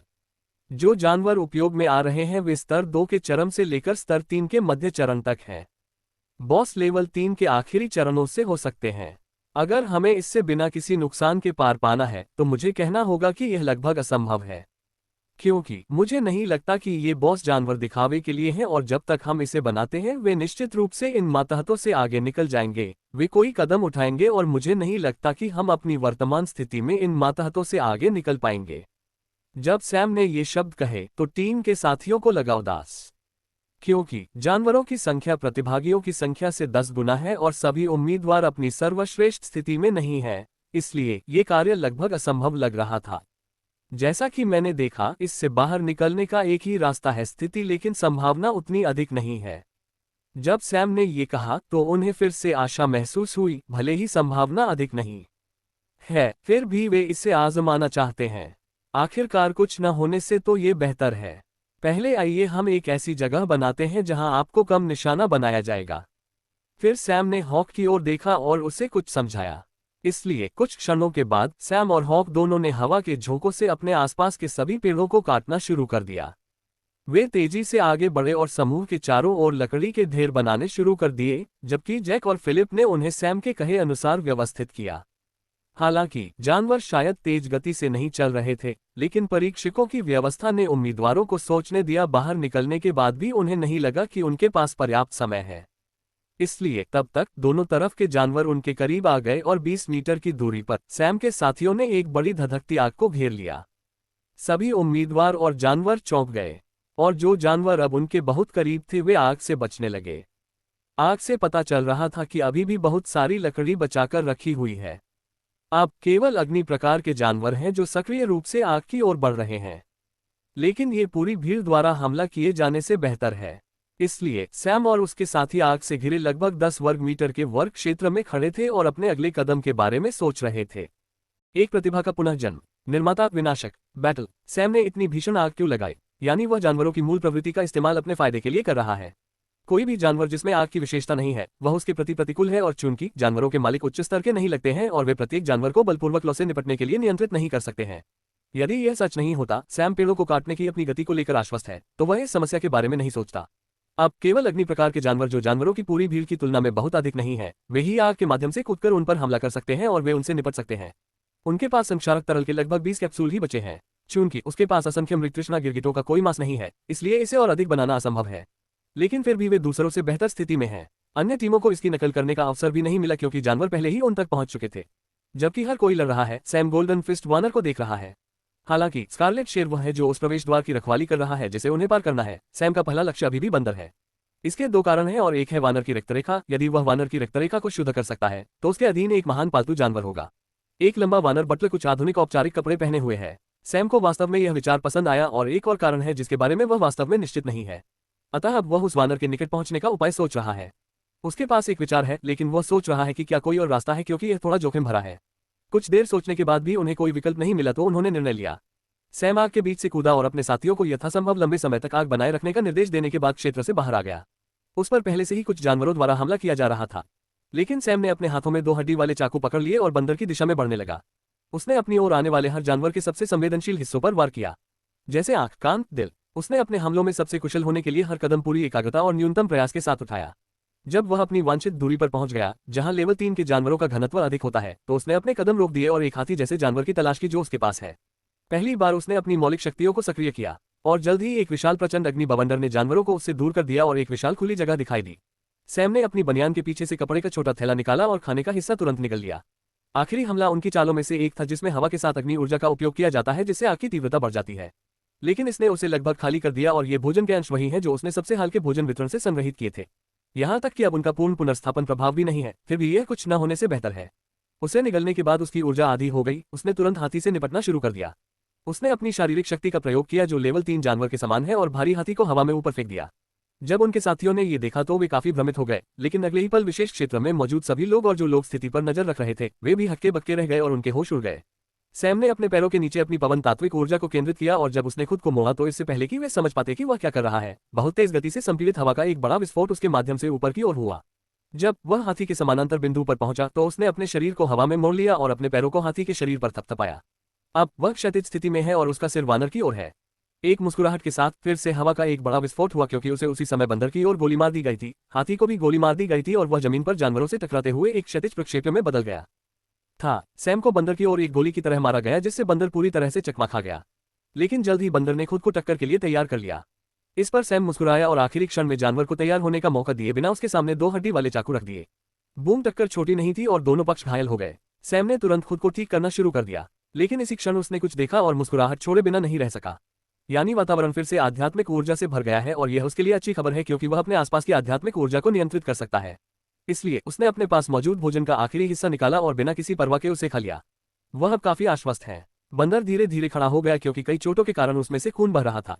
इसकी पसलियां टूट गईं और छाती धंस गई। सबसे ज्यादा नुकसान 2 हड्डी वाले चाकुओं के कारण हुआ जो पूरी तरह से इसकी छाती में धंस गए। सैम बस अपनी जगह पर इंतजार कर रहा था। उनका अनुमान सही था क्योंकि वानर निश्चित रूप से अंतिम चरण में लेवल 3 में है, लेकिन फिर भी यह सैकड़ों जानवरों को नियंत्रित कर रहा है। ऐसा शायद इसकी रक्तरेखा शक्ति के कारण हो सकता है। बंदर ने सैम की ओर क्रोध भरी दृष्टि से देखा, लेकिन इसका काफी खून बह चुका है और इसकी चोटें बिल्कुल भी हल्की नहीं है। यदि ये तथ्य न होता कि सैम की खेती वानर से कम है तो वह वहीं मर गया होता। जब बंदर ने सैम को देखा जो खुद को ठीक कर रहा है और अपनी टूटी हड्डियों को जोड़ते हुए अपना रंग वापस पा रहा है, तो उसने लड़ने की इच्छा शक्ति लगभग खो दी। लेकिन सैम ने ऐसा मौका नहीं दिया और तुरंत हमला बोल दिया। 7.5 फीट लंबे वानर को मारने के लिए उसने अपने तत्वों का उपयोग नहीं किया, बल्कि अपनी कच्ची ताकत का उपयोग किया। सैम खुद अपनी उम्र के हिसाब से लंबा है क्योंकि वह पहले से ही लगभग 5 फीट 9 इंच का है। हालांकि यह उतना लंबा नहीं है, वह अभी भी किशोरावस्था में है। जब उसकी छोटी आकृति उछलकर वानर के सिर से टकराई तो ये लगभग अजीब लग रहा था, लेकिन जानवर को ऐसा महसूस नहीं हुआ। सैम के प्रहार से वह एक ही समय में स्तब्ध और चक्कर महसूस करने लगा और तुरंत अपने घुटनों पर गिर पड़ा। इस समय सैम ने अपना हाथ वानर की छाती पर रखा और अपनी आंखें बंद कर ली। वह अपनी अवलोकन क्षमता से वानर के जानवर के कोर को देख रहा है, क्योंकि यदि किसी ने किसी जानवर के साथ अनुबंध किया है तो उनके हस्ताक्षर न केवल जानवर की आत्मा पर बल्कि उसके मूल पर भी अंकित होंगे। लेकिन ये दोनों अलग हैं, क्योंकि आत्मा की छाप ठेकेदार की आत्मा का हिस्सा होगी और मूल छाप उसकी आध्यात्मिक ऊर्जा का सार है। ये प्राकृतिक घटना है जो जानवरों से बनी है ताकि वे अपने मालिक को अलग कर सके। भले ही आत्मा कला में कुशल कोई व्यक्ति गुरु की आत्मा की नकल करने में कामयाब हो और किसी व्यक्ति के आध्यात्मिक मूल का सार नकल करना लगभग असंभव है और बहुत से लोग नहीं इसका तो पता ही नहीं। सैम ने ये केवल दिव्य आयाम के पुस्तकालय से प्राप्त ज्ञान के कारण सीखा, लेकिन जब उसे पता चला कि कोई छाप नहीं है तो वह काफी निराश हो गया। हालांकि बंदर को वश में करना आसान होगा, सैम के पास एक और विचार है। यदि यह वानर किसी बुजुर्ग या यहाँ तक कि स्वयं मार्क्वेस का पालतू जानवर है तो यदि वह इसे जबरदस्ती छीन लेता है तो वह उन पर एहसान का बदला चुकाएगा। लेकिन जब वह वहां है ही नहीं तो उस पर विचार करने का कोई मतलब नहीं है। सैम ने वानर को जगाया और बोला, मैं चाहता हूं कि तुम मेरे पालतू जानवर बनो। मैं तुम्हारी वंशावली को शुद्ध करूंगा और तुम्हारे लिए एक नया द्वार खोलूंगा। तुम्हें इस शहर में भटकने की जरूरत नहीं है, लेकिन अगर तुमने मेरे प्रस्ताव को अस्वीकार कर दिया तो। सैम थोड़ा रुका और बोला, तुम मर सकते हो। इस समय उसकी आध्यात्मिक ऊर्जा ने वानर के हृदय और अंतःस्थल को घेर लिया है। उसका बस एक विचार और जानवर मर जाएगा। सैम ने वानर की ओर ठंडी दृष्टि से देखते हुए अपनी रक्ताभा भी प्रकट की। बंदर ने तुरंत अपना सिर हिलाया और जल्द ही सैम ने एक सामान्य अनुबंध किया। हालांकि जानवर के पास उच्च स्तरीय वंशावली है, फिर भी वह खेती का अनुबंध नहीं करना चाहता जैसा उसने स्काई और यानवू के साथ किया था। यह रक्त स्तर के कारण नहीं है, बल्कि वह इस स्थान को बर्बाद नहीं करना चाहता है। यदि उसने मौलिक जानवर के साथ खेती का अनुबंध किया तो आखिरकार उसे एक तत्व प्राप्त होगा। जैसे ही अनुबंध पूरा हुआ, सैम ने बंदर को ठीक करना शुरू कर दिया और उसकी हड्डियों को वापस उसी स्थान पर जोड़ दिया। हालांकि जानवर को दर्द महसूस हुआ, जल्द ही पीड़ा समाप्त हो गई और सैम ने तुरंत आदेश दिया, अग्नि चौक में प्रत्येक व्यक्ति से बचे। सैम ने अपने साथियों की ओर इशारा करते हुए कहा। वानर ने आज्ञाकारी ढंग से सिर हिलाया और एक दहाड़ के साथ सभी जानवरों ने अपना ध्यान पूरी तरह से उसके साथियों से हटा दिया। सैम और बंदर धीरे धीरे अपने साथियों की ओर बढ़े। इस समय तक वह क्षेत्र विभिन्न जानवरों की लाशों से भर गया था। बहुत से लोग पहले ही थक चुके हैं, लेकिन उन्होंने अभी भी कई जानवरों को मार डाला है। केवल कुछ ही बचे हैं, लेकिन ये काफी मुश्किल होगा क्योंकि वे सभी उच्च स्तर के हैं। सैम को पता चला कि यह काफी अजीब है कि ये सभी जानवर 3 जानवरों की बातें सुन रहे हैं, क्योंकि भले ही स्तर ऊंचा न हो, मध्य चरण स्तर 3 और इतनी बड़ी संख्या में जानवरों को नियंत्रित करना आसान बात नहीं है। शायद उन्हें इसी क्षण के लिए प्रशिक्षित किया गया था। जब तक सैम अपने साथियों के पास पहुंचा तब तक आग बुझ चुकी थी। जैसे ही वे प्रवेश द्वार की ओर बढ़े, सभी ने सैम का अनुसरण किया। शेष 2 जानवर स्कारलेट शेर और ब्लू स्केल्ड मगरमच्छ हैरान हैं, लेकिन उन्होंने वानर के विरुद्ध कोई कदम नहीं उठाया क्योंकि वे उसे कोई दुश्मन नहीं बनाना चाहते थे। जब वे लड़ते थे तो बंदर का खून का दबाव कोई मजाक नहीं था। सैम ने उन सभी उम्मीदवारों को देखा जो अपनी पूरी ताकत से काम कर रहे हैं और अपने तुरुप के पत्तों का उपयोग करने के लिए तैयार हैं। उसने उनमें से कुछ को निश्चित तकनीकों का उपयोग करते हुए देखा और कुछ को आध्यात्मिक ऊर्जा की उपलब्धता का एहसास हुआ और उन्हें ठीक होने में समय लगा, लेकिन उसने वास्तव में उनकी परवाह नहीं की और बस बंदर के साथ चल दिया और दरवाजा पार कर गया। हालांकि लाल रंग के शेर ने कुछ आपत्ति दिखाए और बंदर पर दहाड़ लगाए। ऐसा लग रहा था जैसे वे दोनों एक दूसरे पर दहाड़ते हुए बातचीत कर रहे थे और जल्द ही उन्होंने शेर के साथ चिढ़ भरी अभिव्यक्ति के साथ बातचीत समाप्त कर दी, जबकि बंदर के चेहरे पर घमंडी अभिव्यक्ति थी। अपना सिर ऊंचा किया और चला गया। एक प्रतिभा का पुनः जन्म। निर्माता विनाशक, मेरे अधीनस्थ। कुछ दूर चलने के बाद उन्होंने कुछ अधेड़ उम्र के लोगों को वहां खड़े देखा। वे परीक्षक हैं जो सैम और उसके साथियों को आते देखकर अपने निगरानी स्टेशन से बाहर आ गए। समूह के नेतृत्व में मार्क्वेस और प्रिंसिपल खड़े हैं और उनकी ओर देख रहे हैं। बधाई हो। मार्क्वेस अपना मुंह खोलने वाले पहले व्यक्ति थे, लेकिन उन्हें प्रत्याशी के चेहरे पर कोई खुशी के भाव नहीं दिखे और वह इसका कारण जानता था। किस लिए? आपकी चालों के लिए नहीं मर रहा। सैम ने पूरे प्रतिकूल स्वर में उत्तर दिया, लेकिन स्वर ने केवल उनकी शत्रुता को ही प्रदर्शित नहीं किया बल्कि मार्क्वेस से बात करने के उनके अहंकार को भी प्रदर्शित किया जो उनसे कहीं अधिक मजबूत है। मार्क्वेस को नहीं पता था कि इस बारे में क्या कहना चाहिए। इस तरह बात करना अच्छा नहीं है जवान आदमी। आप प्रतिभाशाली हो सकते हैं, लेकिन दूसरों से बात करते समय विनम्र रहना हमेशा बेहतर होता है। आपके अहंकारी रवैये को अन्य लोग हल्के में नहीं लेंगे। प्रिंसिपल ने ऐसे स्वर में कहा जैसे वह अपने छात्र को पढ़ा रहे हो। लेकिन सैम को वास्तव में ये पसंद नहीं आया, क्योंकि वह क्रोधित और निराश है। यदि ये तथ्य न होता कि उसकी खेती कम है तो उसने बाहर आते ही मार्क्वेस पर हमला भी कर दिया होता। आखिरकार बिना किसी पूर्व चेतावनी या सूचना के ऐसी कठोर परिस्थितियों में दूसरों के हाथों खिलौना बनना कोई सुखद अनुभव नहीं है। वे उन सभी को सीखने के लिए लाए और उन्हें ये सब सहने के लिए मजबूर किया गया। तुम मुझे सिखाने वाले कौन होते हो? सैम ने सीधे पूछा। प्रिंसिपल ने भौहें सिकोड़ ली, लेकिन फिर भी राजसी स्वर में कहा, मैं इस अकादमी का प्रिंसिपल हूं और चूंकि आप स्पेशल ब्रांच के छात्र हैं, इसलिए मुझे आपको पढ़ाने का पूरा अधिकार है। वह सैम को अपनी जगह पर रखना चाहता था और यहां तक कि उसका आभामंडल भी बढ़ाना चाहता था। लेकिन सैम ने आगे जो पूछा उससे वह स्तब्ध रह गया।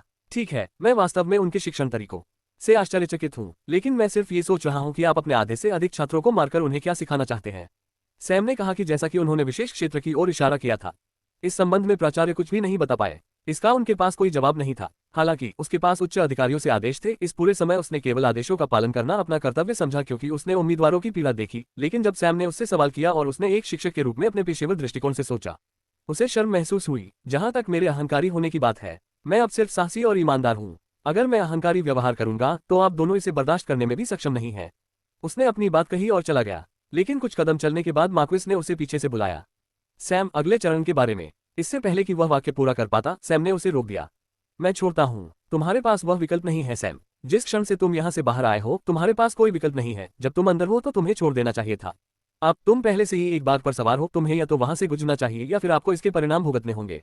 मेरा विश्वास करो, परिणाम आपके लिए सहन करना बहुत कठिन है और यहाँ तक कि छाया और पृष्ठभूमि भी आपको नहीं बचा सकती। सैम ने पलटकर मार्क्विस की ओर देखा, जो झिझक रहा था। दरअसल सैम पद छोड़ना नहीं चाहता। वह देखना चाहता है कि सम्राट ऐसा क्यों कर रहा है। वह किस परिणाम की आशा कर रहा है।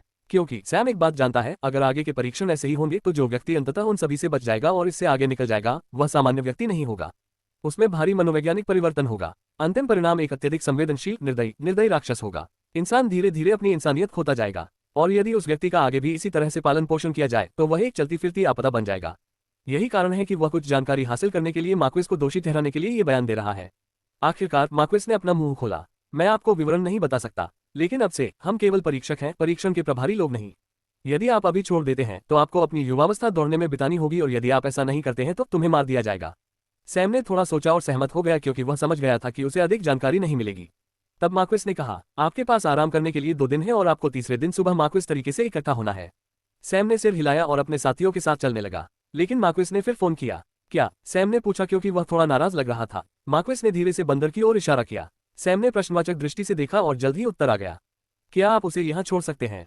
सैम ने कोई जवाब नहीं दिया, लेकिन बस उसकी ओर देखता रहा। मार्क्विस ने अपना गला साफ किया और कहा, मुझे वे तीनों तब मिले जब वे शिशु थे और इसमें बहुत मेहनत लगी। उन्हें शहर के संरक्षक जानवरों के रूप में तैयार किया जा रहा है। तो क्या आप कृपया उन्हें यहाँ छोड़ सकते हैं? ये सुनकर सैम को थोड़ा आश्चर्य हुआ। फिर उसका आश्चर्य खुशी में बदल गया। जब उसे पता चला कि यह जानवर किसी का पालतू नहीं है तो उसे बहुत दुख हुआ, क्योंकि वह उन्हें नुकसान का एहसास कराना चाहता था। लेकिन अब वह और भी ज्यादा खुश है, क्योंकि यदि इन जानवरों को वास्तव में संरक्षक जानवरों के रूप में तैयार किया जा रहा है तो उनकी स्थिति मार्क्विस घर के युवा स्वामी के समान है। यही कारण है कि उन्हें पालतू जानवर के रूप में नहीं पाला जाता है, क्योंकि जब तक वे जीवित हैं तब तक वे शहर के संरक्षक जानवर बने रहेंगे, चाहे कितने भी मार्क्विस सेवानिवृत्त हो जाएं। इसलिए यदि वे किसी मार्क्विस के पालतू जानवर बन जाते हैं और उस व्यक्ति से जुड़ जाते हैं तो अगले मार्क्विस को उनकी स्वीकृति प्राप्त करने में कठिनाई होगी। लेकिन उन्हें संरक्षक जानवरों के रूप में पालना एक तरह से उन्हें समान रूप से तैयार करना है। उन्हें मजबूत होने के लिए सभी संसाधन दिए जाएंगे और वे शहरों की लड़ाई और सुरक्षा में उनकी मदद करेंगे। इसीलिए मार्क्विस उन्हें जाने देने को तैयार नहीं है। लेकिन जब उसने सैम के चेहरे पर बुरी मुस्कान देखी तो उसने स्पष्ट रूप से सारी आशा खो दी। ओह, लेकिन अब वह मेरा पालतू जानवर है, इसलिए आपको अभिभावक जानवर का प्रतिस्थापन पाने के लिए खुद को परेशान करना होगा। सैम ने उस बुरी मुस्कान के साथ कहा और उसने उस क्षेत्र में शेष 2 जानवरों की ओर देखा जहां शेष 30 या उससे अधिक छात्र लड़ रहे हैं और कहा, हो सकता है कि आप उन्हें ठीक से संवारना चाहें। यदि नहीं तो कोई रात में उनसे मिलने आ सकता है और उन्हें ले जा सकता है। कम से कम उन्हें कुछ प्रतिरोध दिखाने दें। अगर वे बहुत आसान होंगे तो चोर आप पर हंस भी सकता है। मार्क्विस के व्यंग्य से लगभग खून की उल्टियां निकल आईं। अब वह सचमुच चिंतित हो गया कि सैम उन्हें चुरा सकता है। इसी समय मार्क्विस का निजी परिचारक दौड़ता हुआ आया। उसकी घबराई हुई हालत देखकर वहां मौजूद सभी लोग हैरान रह गए। जब परिचारक ने देखा कि बहुत सारे लोग हैं तो उसने मार्क्विस और प्रिंसिपल से कुछ फुसफुसाया। दोनों ने केवल एक दूसरे की आश्चर्यचकित अभिव्यक्ति को देखने के लिए एक दूसरे को देखा। दोनों बड़े शॉट सैम की ओर देखने लगे और तुरंत अकादमी के प्रवेश द्वार की ओर आगे बढ़ गए। सैम को भी लगा कि कुछ बड़ा हो रहा है और वह अपने साथियों और बंदर के साथ उनका पीछा करने लगा। जब वे प्रवेश द्वार पर पहुंचे तो दृश्य ने सभी को चौंका दिया। सैम ने कई परिचित चेहरे देखे। वे सभी जेके के कमीने हैं जिनसे उसने अभी तक निपटा नहीं है। उन्होंने वॉट को 6 महीने में उनसे निपटने का काम दिया और ये दिन समय सीमा का आखिरी दिन था। और जो उसके सामने है वह कार्य का परिणाम है। वॉट प्रवेश द्वार के मेहराब के शीर्ष पर खड़ा है और 16 कमीनों को मेहराब पर उल्टा लटका दिया गया है। उनके पैरों को एक रस्सी से बांध दिया जाता है और रस्सी का दूसरा सिरा मेहराब से ही बांध दिया जाता है। सभी कमीनों की हालत बहुत खराब है। उनकी त्वचा कई जगहों से उधल गई है और सबसे बुरी बात यह है कि उनकी पीठ पर अंक खुदे हुए हैं। उनकी हड्डियां टूटी हुई हैं, चाकू से वार किए गए हैं और ज्यादातर गहरे और लंबे घाव हैं। हो सकता है कि ये लंबे कट उसके काट फेंकने का परिणाम हो। वॉट गर्व के भाव के साथ सीधा खड़ा है। उसने अपने हाथ अपनी छाती पर मोड़ लिए। उसके कपड़े पूरी तरह फट गए हैं। उसका ऊपरी शरीर नग्न है। उसकी पैंट कई जगह से फटी हुई है। उसके शरीर पर कई कट के निशान हैं, कई चोटें, जलने के निशान, चोट के निशान। ऐसा नहीं लगता कि वह अच्छी स्थिति में है। लेकिन उसका चेहरा उसकी शारीरिक स्थिति से बिल्कुल विपरीत था। उसके चेहरे पर खून, घाव और चोट के निशान के साथ उसका चेहरा अभी भी भावनाहीन है और उसकी आंखें अभी भी तेज हैं। जब वॉट ने सैम को देखा तो वह तुरंत नीचे कूद गया। मार्क्वेस और प्रिंसिपल के चेहरे पर उदासी और गहरा प्रभाव था। जो गार्ड प्रवेश द्वार पर होने चाहिए थे वे बेहोश हैं और जो गार्ड उन दोनों का पीछा कर रहे थे वे उसके आदेश की प्रतीक्षा कर रहे हैं। जब मार्क्वेस ने इशारा किया तो गार्ड एक चाल चलने वाले थे। इस पल रोआर वानर अचानक आगे बढ़ा और क्रोधित भाव से सभी गार्डों को रोक दिया। सभी गार्ड अपनी जगह पर रुक गए। मार्क्वेस ने भ्रमित भाव से सैम की ओर देखा, लेकिन बाद वाले ने इसकी परवाह नहीं की और वॉट की ओर चल दिया। उसने कुछ नहीं कहा और बिना एक शब्द बोले उसे ठीक करना शुरू कर दिया। उसने उसके घावों और हड्डियों को ठीक किया और सब कुछ हो जाने के बाद उसने मार्क्वेस की ओर देखा और कहा, मेरे अधीनस्थ। फिर उसने उन 16 कमीनों की ओर इशारा किया जो जमीन पर खून टपका रहे हैं और कहा, कम से कम अपने बेटे को बेहतर विकल्प चुनने के लिए कहें। मेरा एकमात्र अधीनस्थ इन दंभों से मुकाबला करने के लिए पर्याप्त है। मेरे लिए आपके बेटे से लड़ना और भी शर्मनाक है। तभी मार्क्वेस ने ध्यान से वॉट को देखा। वह केवल लेवल 2 के नौसिखियों पर है, लेकिन उसने लेवल 4 के नौसिखियों को भी हरा दिया। उसे नहीं पता था कि झगड़े कैसे हुए, लेकिन एक विचार से वह सचमुच चौंक गया था। अगर सैम का माथा ऐसा हो तो भी सैम कितना डरावना होगा। हालांकि उसने सैम को विशेष शाखा में लड़ते हुए देखा था, लेकिन उसने उसे कभी भी बाहर जाते नहीं देखा। सटीक रूप से कहें तो अब तक किसी भी लड़ाई ने उसे वॉट की तरह अपना कौशल दिखाने के लिए मजबूर नहीं किया है। अचानक उसे अपने बेटे पर दया आ गई। इस समय शेष उम्मीदवार जो केवल 20 के आसपास हैं बाहर आए और थके हुए चेहरों के साथ प्रवेश द्वार की ओर चल पड़े। उनमें से जेके भी मौजूद था और जब उसने अपने नौकरों को उनकी दयनीय स्थिति में प्रवेश द्वार पर मेहराब से लटका हुआ देखा तो उसे लगा कि उसका खून ठंडा हो गया है।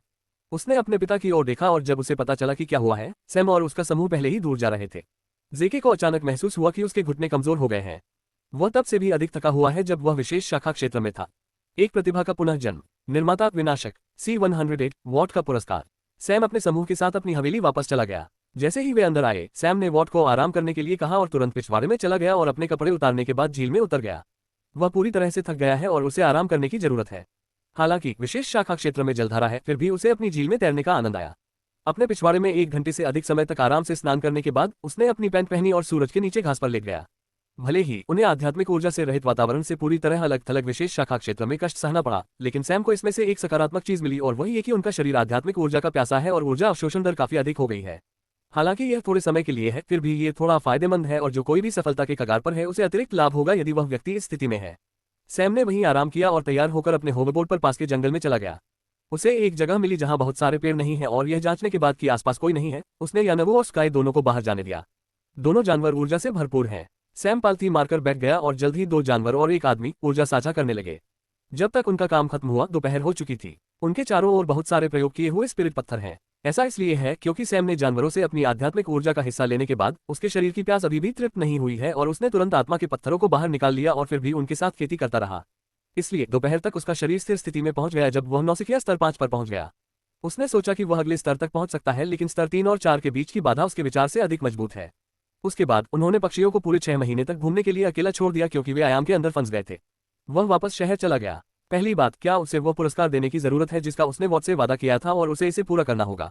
सैम छाया से मिलने के लिए आर्टिसन टॉवर पर गया। इसका एक कारण यह है कि उसे आर्टिजन की दुकान और रेस्तरां से अपनी आय का हिस्सा लेना है, और जब उन्होंने आय पर नजर डाली तो वह काफी संतुष्ट है।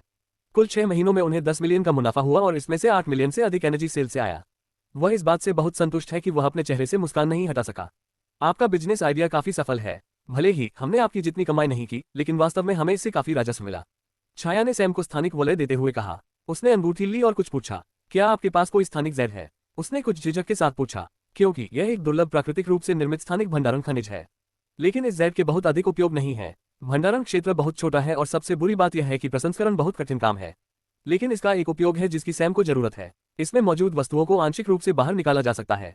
उदाहरण के लिए, किसी कारीगर द्वारा बनाई गई सामान्य स्थानिक अंगूठी में यदि आप एक धागा रोल डालते हैं तो आप या तो पूरा धागा निकाल सकते हैं या आप इसे अंदर रख सकते हैं। लेकिन इस जैड का एक विशेष प्रभाव होता है, जैसे यदि आप एक कमरे में धागे का रोल रखते हैं और एक चोर खींचते हैं और इसे दरवाजे के माध्यम से दूसरे कमरे में खींचते हैं तो रोल पहले कमरे में रहेगा, लेकिन जिस धागे को आपने खींचकर खोला है कनेक्ट रहते हुए भी उस कमरे के बाहर तक विस्तार किया जा सकता है। वह नहीं जानता कि उन्हें कहां से प्राप्त करें, लेकिन कुछ जौहरी कारीगर अल्पसंख्यक होते हुए भी इनका उपयोग करते हैं। लेकिन जब छाया ने जवाब दिया तो वह बेहद हैरान हो गए। मेरे पास ये बहुत है, कोई भी इसे नहीं खरीद रहा है, मैं ये सब ले लूंगा। जब उसने सैम का जवाब सुना तो आश्चर्यचकित होने की बारी उसकी थी, बल्कि झटका भी लग सकता था। क्या आप गंभीर हैं? उसने अनिश्चितता से पूछा। हाँ, लेकिन इसका अधिक उपयोग नहीं है। भंडारण भी निश्चित है और इसमें आध्यात्मिक ऊर्जा स्थिर नहीं रह सकती है। भले ही स्थान स्थिर है, ये स्थानिक वलय के विपरीत बाहरी दुनिया से जुड़ा हुआ है जिसमें एक स्वतंत्र स्थान होता है।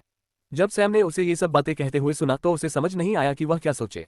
जब उसने उसका रूप देखा तो अपना व्याख्यान रोकते हुए बोली, इसका कोई उपयोग नहीं है, यह मेरे लिए है। अच्छा, तब उसने एक परिचारक को बुलाया और कुछ निर्देश दिया और थोड़ी देर बाद परिचारक एक स्थानिक अंगूठी लेकर आया। सैम ने वस्तुओं को अपनी अंगूठी में स्थानांतरित कर दिया और फिर स्पिरिट पत्थरों को वापस स्थानांतरित कर दिया और उसे वापस दे दिया। ठीक है, मुझे कुछ काम करना है, बाद में मिलते हैं। सैम ने विदाई ली और अपनी हवेली वापस चला गया और अपने कमरे में पहुंचते ही तुरंत दिव्य आयाम में प्रवेश कर गया। दूसरी मंजिल में प्रवेश करने के बाद उसने चांदी के उल्कापिंड रेत के शेष क्यूब्स और धातु विशेषता के साथ लेवल 4 हेवन स्पिरिट रेशम का एक रोल निकाला जो उसे हाल ही में उन्नत हेवन स्पिरिट रेशम कीट से मिला था। चांदी के उल्कापिंड की रेत से कपड़ा बनाने और कुछ सिलाई करने के बाद वह स्थानिक जैड के साथ काम करने चला गया। स्थानिक जैड पारदर्शी सफेद रंग में है। जैसा कि पहले उल्लेख किया गया है कि स्थानिक जैड का प्रसंस्करण एक भयावह कार्य है। मुख्य कारण यह है कि वास्तव में इस सामग्री में एक छोटा जटिल नोड है और यह कोर इस स्थान को बनाने के लिए जिम्मेदार है। यदि कोई इसके साथ काम करना चाहता है तो उसे नोड ढूंढना होगा और सामग्री को तब तक संसाधित करना होगा जब तक कि नोड के प्रभाव में आने वाले हिस्से शेष न रह जाएं। क्योंकि कोई भी हिस्सा जो नोड के प्रभाव से दूर है वह बेकार है और बस कुछ सुंदर सजावट है और प्रोसेसर इस हिस्से को इसके द्वारा बनाई गई स्थानिक वस्तु की सजावट के रूप में उपयोग करते हैं। सैम के सामने मेज पर एक छोटा सा पत्थर है और उसने उस पर अपना हाथ रखा। उन्होंने निरीक्षण करना शुरू किया और जल्द ही नोड का पता लगा लिया, लेकिन उसने इस पर कोई निशान नहीं लगाया और न ही अपना हाथ हटाया। उसने बस अपनी एकाग्रता थोड़ी बढ़ा दी और जल्द ही चट्टान पाउडर में बदल गई। उसने उस बारूद के ढेर में खोजना शुरू किया और जल्द ही उसने गोलाकार ठोस कंगन निकाल लिया। उसने एक और शिला निकाली और जल्द ही दूसरा कंगन बन गया और उसे अंतिम उत्पाद बनाने की आवश्यकता है और उसने जिस पुरस्कार का वादा किया था वह तैयार हो जाएगा। इसके अलावा सैम को एक और काम करना है और वह है अपने पंजों पर काम करना। हालांकि उसके पास 2 उल्कापिंड रेत है, वह इस हथियार को बनाने के लिए सर्वोत्तम संभव सामग्री ढूंढना चाहता है। चूंकि उसे नहीं पता था कि उसे अगले परीक्षणों में क्या सामना करना पड़ेगा, इसलिए उसने अपने पंजे बनाने का फैसला किया। लेकिन वे पूरी तरह से पूरे नहीं होंगे और भविष्य में उपयुक्त सामग्री मिलने पर उनमें सुधार की गुंजाइश रहेगी। और ठीक इसी तरह सैम अपने पूरे समय टॉवर में ही रहा और इस विशेष शाखा के अगले चरण के लिए उनकी बैठक से एक रात पहले ही बाहर आया। लेकिन उससे पहले उसे वॉट को अपना पुरस्कार देना होगा। तो उस रात दोनों की मुलाकात पिछवाड़े में हुई। मैंने तुम्हें एक कार्य दिया और तुमने वह कर दिखाया, इसलिए अब मैं तुम्हें तुम्हारा वादा किया हुआ पुरस्कार दे रहा हूं। उसके बाद सैम ने एक सिल्वर रंग का ओवरकोट निकाला जो बिल्कुल उसके आकार का था, लेकिन उनके पास सैम के समान पंख नहीं थे। लेकिन जब वॉट ने कोट देखा तो वह पूरी तरह उत्साहित हो गए। उसने उसे छुआ और महसूस किया कि धागा एक ही समय में कठोर और नरम है। इसमें W का प्रतीक है जिस पर नुकीले कोनों की कढ़ाई की गई है। जब वॉट ने उसे छुआ तो वह भ्रमित हो गया क्योंकि उसे समझ नहीं आया कि यह क्या है। भले ही आप मेरे अधीनस्थ हैं, आपको अपनी खुद की पहचान की आवश्यकता है जिसे पूरी दुनिया स्वीकार करती है और यह आपकी पहचान का प्रतीक है, ठीक वैसे ही जैसे यह मेरी है। आखिरी वाक्य में उसने अपने कोट पर बने डबल एस चिन्ह की ओर इशारा किया। वॉट मुस्कुराए और तुरंत कोट पहन लिया। तभी उन्हें ध्यान आया कि कोट के कफ सख्त हैं। जब उसने देखा तो पारदर्शी गोलाकार ठोस सफेद जैड दोनों कफों पर अंदर की ओर लगा हुआ था। वे बिल्कुल वही स्थानिक जैड कंगन है जिन्हें सैम ने पहले बनाया था। मैं तुम्हें बाद में समझाऊंगा। ये लो, सैम ने कहा और वॉट को 10 समान जैड अंगूठियां दी। जब वे तुम्हें फिट नहीं बैठेंगे तो मैं तुम्हारे लिए नए बना दूंगा, सैम ने कहा और एक अंतिम उपहार निकाला और वे कार्ड हैं। लेकिन उसने उनमें से बहुत कुछ नहीं लिया। मैं तुम्हें 3 प्रकार के कार्ड दे रहा हूँ। ये पहला प्रकार है। वह रुका और उसे एक सामान्य कार्ड दिया जो उसने किसी सामान्य धातु से बनाया था जो उसने उसे पहले दिया था। ये दूसरे प्रकार का है। ये भी सामान्य धातु से बना होता है लेकिन इसके एक तरफ उसका W चिन्ह होता है। यदि आप किसी व्यक्ति को मारना चाहते हैं और यही एकमात्र चीज है जिसकी आप अपेक्षा कर रहे हैं तो पहले का उपयोग करें, दूसरे का उपयोग करें। यदि आपको कोई अन्य अपेक्षा है, जैसे कि एक उदाहरण स्थापित करना या उसका नाम उजागर करना आवश्यक है, दूसरे का उपयोग करें। जहां तक अंतिम सेट की बात है, यह आपका तुरुप का इक्का बनने जा रहा है और आप इन्हें फेंक नहीं सकते, इसलिए मैंने इसके लिए एक विशेष व्यवस्था की है। अंगूठियों और कफों में देखो। वॉट ने वैसा ही किया जैसा उससे बताया गया था और उसकी आध्यात्मिक समझ इन वस्तुओं में चली गई। उसने देखा कि एक तरफ W प्रतीक के साथ 10 कार्ड थे, लेकिन दूसरी तरफ कार्ड एक स्ट्रिंग से जुड़ा हुआ था और जगह के कोने पर था।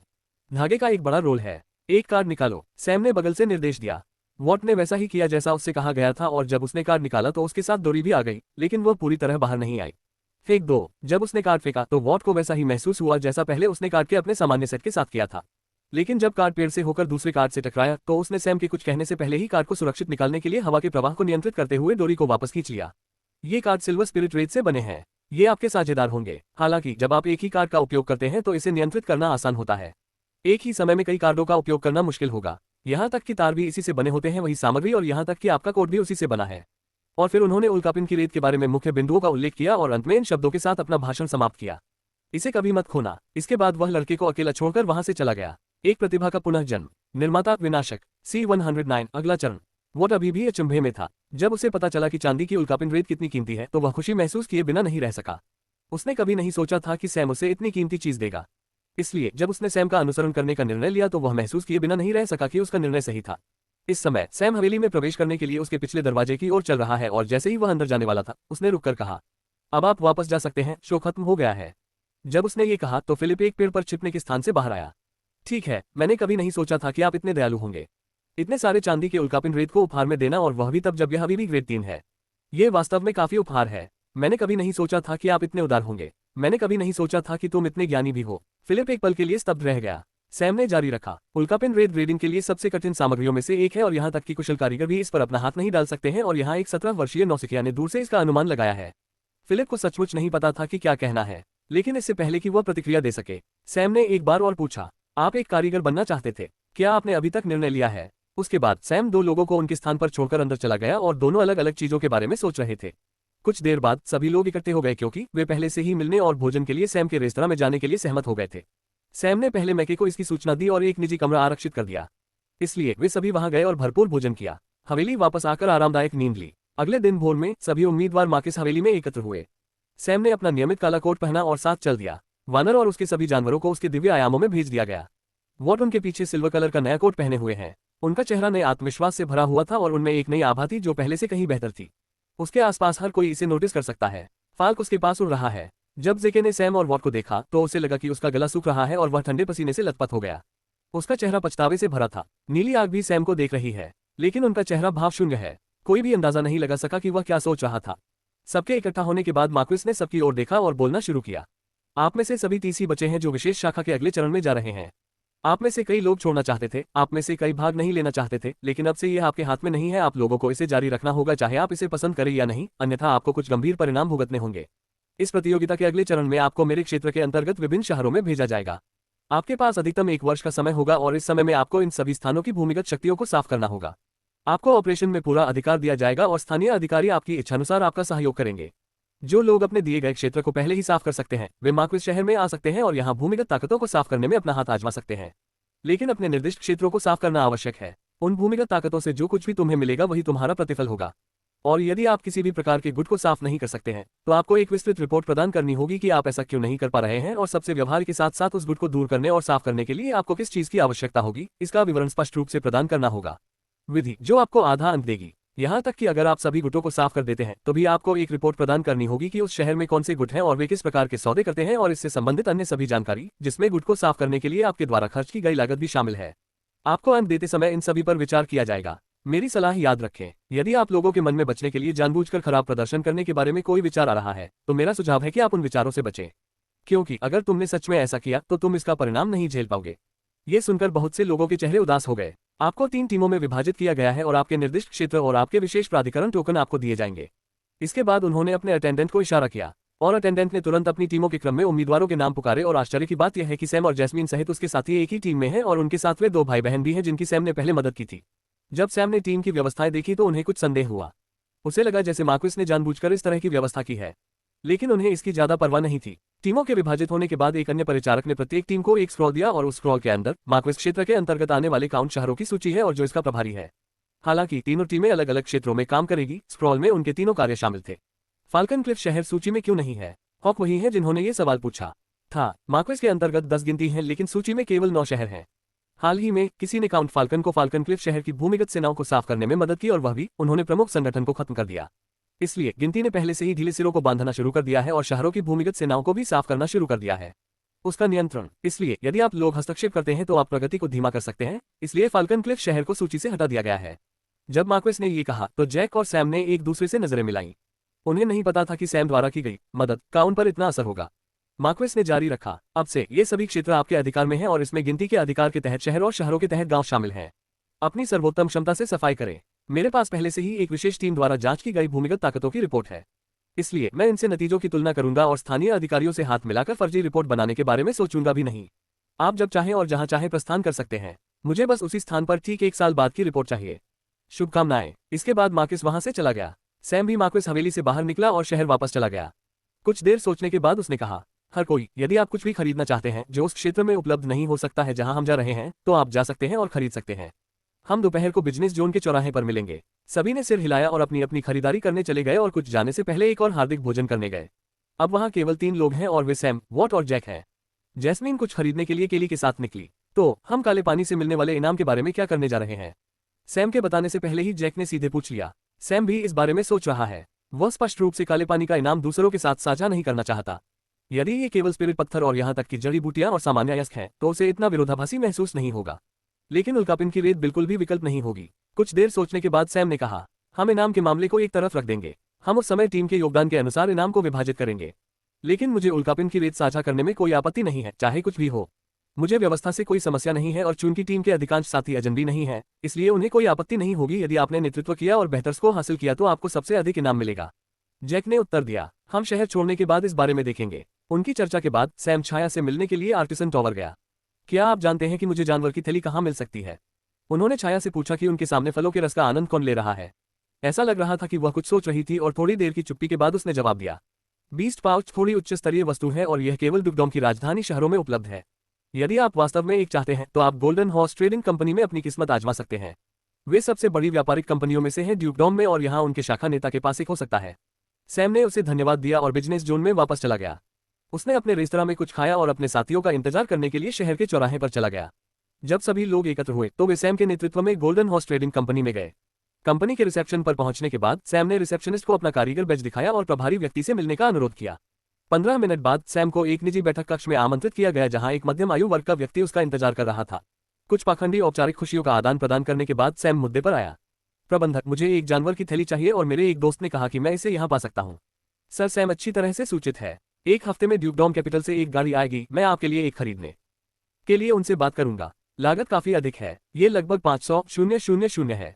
क्या आप चाहते हैं कि मैं इसे ले लूं? मैनेजर ने मुस्कुराते हुए जवाब दिया, क्या अभी इसे प्राप्त करना संभव है? मुझे कुछ करना है। मैं और अधिक भुगतान करने को तैयार हूं और यदि आपकी कोई शर्त हो तो आप कह सकते हैं। ठीक है, चूंकि आपने इसे इस तरह से कहा है, मेरे पास मेरे निजी कब्जे में एक है, लेकिन मैं तुम्हें दोगुना भुगतान करूंगा। सैम ने दूसरे पक्ष की बात पूरी होने से पहले ही कहा, मुझे नहीं चाहिए कि आप मुझे दोगुना भुगतान करें, लेकिन क्या आप मुझे कमोडिटी के रूप में भुगतान कर सकते हैं? मैनेजर ने जिज्ञासापूर्वक पूछा, ओह, तुम बदले में क्या चाहते हो? ऊर्जा सेल। जब सैम ने ये सुना तो वह थोड़ा आश्चर्यचकित हुआ, लेकिन यह उसकी उम्मीदों से पूरी तरह से बाहर नहीं था। जब उसने सुना कि प्रबंधक को वस्तुएं चाहिए थी, उसने झिझक भरा भाव रखा और थोड़ी देर रुकने के बाद मान गया। जरूर। सैम ने अपना हाथ हिलाकर मेज पर 10 अग्नि प्रकार और 10 पवन प्रकार की ऊर्जा कोशिकाएं रखी। वैसे भी उनके पास अभी भी काफी स्टॉक है, इसलिए उन्हें इसकी ज्यादा परवाह नहीं है। सर सैम, आपके साथ व्यापार करके खुशी हो रही है। दोनों ने हाथ मिलाया। एक प्रतिभा का पुनः जन्म। निर्माता विनाशक। C110 कार्य का विभाजन करें। दोपहर के बाद सैम और उसके साथी अब गोल्डन हॉर्स ट्रेडिंग कंपनी की गाड़ी में हैं। वे अपने निर्धारित क्षेत्र में जा रहे हैं। सैम द्वारा एक सौदा पूरा करने के साथ प्रबंधक ने उन्हें उस क्षेत्र के लिए बिना किसी अन्य यात्री के एक पूरी गाड़ी दे दी है।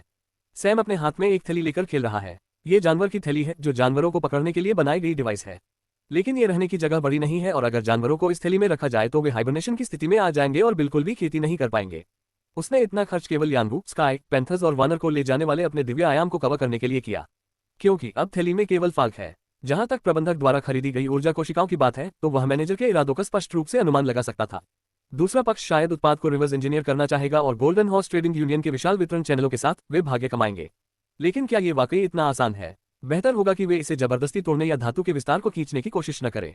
अन्यथा अब वे जहां जा रहे हैं वह दक्षिण पश्चिमी क्षेत्र है। यह उस दिशा से बिल्कुल अलग है जहां से सैम आया था। वह दक्षिण से आया था और दक्षिणी क्षेत्र में साम्राज्य पूरी तरह से भूमि पर कब्जा नहीं करता है और लावा रॉक शहर दक्षिण में अंतिम बिंदु है। उसके आगे अनंत जंगल और फिर समुद्र है, लेकिन दक्षिण पश्चिमी क्षेत्र में वह समुद्र के पास का तटीय क्षेत्र है।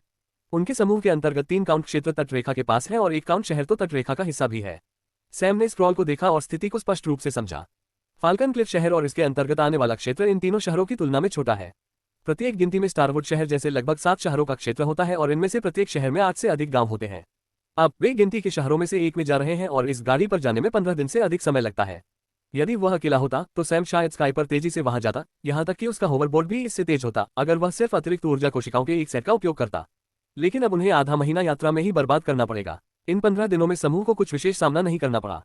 सैम टीम का नेता बनने जा रहा है और वह उन्हें जो कार्य करने जा रहा है उन्हें सौंपेगा और उनके कार्यों के अनुसार उन्हें पुरस्कृत करेगा। वैसे भी उनमें से अधिकांश को भारी मात्रा में स्पिरिट स्टोन में कोई दिलचस्पी नहीं है, क्योंकि बड़ी मात्रा उनके लिए उपयोगी भी नहीं हो सकती है। इसलिए उनकी प्राथमिकता वाली भुगतान पद्धति लूट में मिलने वाली जड़ी बूटियों और गोलियों के रूप में है, और बाकी का भुगतान स्पिरिट स्टोन से किया जा सकता है। जहां तक अयस्कों और सामान की बात है, 2 भाई बहनों को छोड़कर उनमें से किसी को भी अयस्कों में दिलचस्पी नहीं है और सैम के पास इनमें से किसी भी चीज की कमी नहीं है। शायद यहां तक कि फाल्कन क्लिफ शहर के ब्लैक पॉन्ड से की गई लूट भी कई गांवों और यहां तक कि कुछ छोटे स्तर के शहरों को साफ करने के लिए उनके पुरस्कार के रूप में आसानी से संतुष्ट हो सकती है। इसलिए वह उल्कापिंड की रेत पर हाथ रखकर आराम से आराम कर सकता है। 15 दिनों के बाद वे प्रथम काउंट शहर गए, लाल मूंगा शहर। लेकिन वे गिनती में खरे नहीं उतरे, इसके बजाय वे शहर में घूमे और बहुत प्रयास के बाद उन्हें एक नक्शा मिला। इस मानचित्र में रेड कोरल शहर के अंतर्गत सभी छोटे स्तर के शहरों के रास्ते शामिल थे।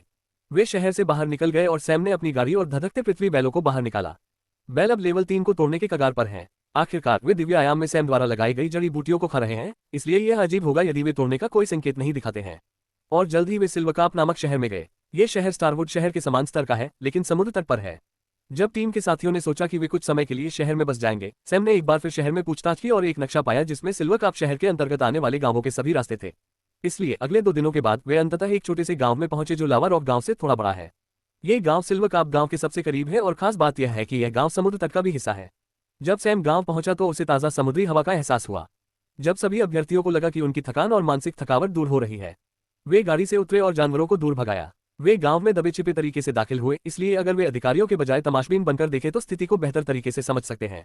इसलिए जब उन्होंने शहर में प्रवेश किया तो सबसे पहले उन्होंने खाने के लिए एक रेस्तरां खोजा। क्यों? अधिकांश स्थानों पर एक कोने में एक बंद रेस्तरां आपको कुछ जांच पड़ताल से अधिक जानकारी दे सकता है, क्योंकि एक रेस्तरां एक ऐसी जगह है जहां बहुत सारे लोग मिलेंगे और बहुत सारी जानकारी प्रसारित होगी और अधिकांश जानकारी कुछ पोर्टेबल मेमोरी बैंकों में संग्रहित की जाएगी और वे रेस्तरां के क्लीनर और वेटर हैं। कुछ पूछताछ के बाद उन्हें जल्द ही पता चला कि 3 जगहें हैं जिन्हें रेस्तरां माना जा सकता है। एक सराय है जहां शहर के लोग रुकते हैं, दूसरा सामान्य रेस्तरां है और तीसरा समुद्र तट के पास समुद्री भोजन की जगह है। उन्होंने 3 स्थानों पर जाने का निर्णय लिया, लेकिन सबसे पहले सराय है। दरअसल टीम के साथियों ने सोचा कि उन्हें इतना कुछ करने की जरूरत नहीं है, क्योंकि वे सभी नौसिखिया अवस्था में हैं और वे इस गांव के अधिपति हो सकते हैं। वे जो चाहे कर सकते हैं और कोई भी इसके बारे में कुछ नहीं कहेगा। लेकिन सैम ने ऐसा नहीं सोचा। हाँ, वे जो चाहे कर सकते हैं। हो सकता है कि वे भूमिगत मालिक जवाबी कार्रवाई करने में सक्षम न हो, लेकिन उन्हें यकीन है कि जब तक वे चले नहीं जाते तब तक वे छुपे रह सकते हैं। आखिरकार सैम और उसकी टीम के लिए ये सिर्फ एक छोटा सा मिशन है, लेकिन उन गुंडों के लिए उनका जीवन दांव पर है। अंदाजा लगाया जा सकता है कि कौन ज्यादा धैर्यवान होगा। इसलिए सैम ने इस संबंध में अधिक सूक्ष्म दृष्टिकोण अपनाने का निर्णय लिया, कम से कम तब तक जब तक उसे वह सारी जानकारी नहीं मिल जाती जो वह चाहता है। जहां तक बात है कि गांव में कोई भूमिगत गतिविधि नहीं है, तो यह एक असंभव मामला है। भले ही एक स्थान पर 10 लोग मारे गए हों और उनमें से 2 लोग श्रेष्ठ शक्ति वाले हों, यदि उनमें से 2 नहीं तो कम से कम एक दूसरों को उसकी जरूरतें पूरी करने के लिए प्रेरित करेगा। सराय का दौरा करने और सामान्य भोजन करने के बाद सैम ने सावधानी से एक वेटर को एक स्पिरिट स्टोन दिया और धीमी आवाज में कुछ फुसफुसाया। एक गांव में स्पिरिट स्टोन एक बहुत ही मूल्यवान संपत्ति होती है और जल्द ही उन्हें सभी आवश्यक जानकारी मिल गई। शाम तक उन्होंने 3 स्थानों का दौरा किया और इस निष्कर्ष पर पहुंचे कि 50 से अधिक सदस्यों वाला एक ही गिरोह है। और एक रात में उन्होंने गिरोह को आसानी से लपेट लिया और ग्राम प्रधान से मिलने चले गए। सैम ने कागज के एक टुकड़े पर कुछ लिखा और मार्क्वेस द्वारा दी गई मुहर का उपयोग टिकट बनाने के लिए किया।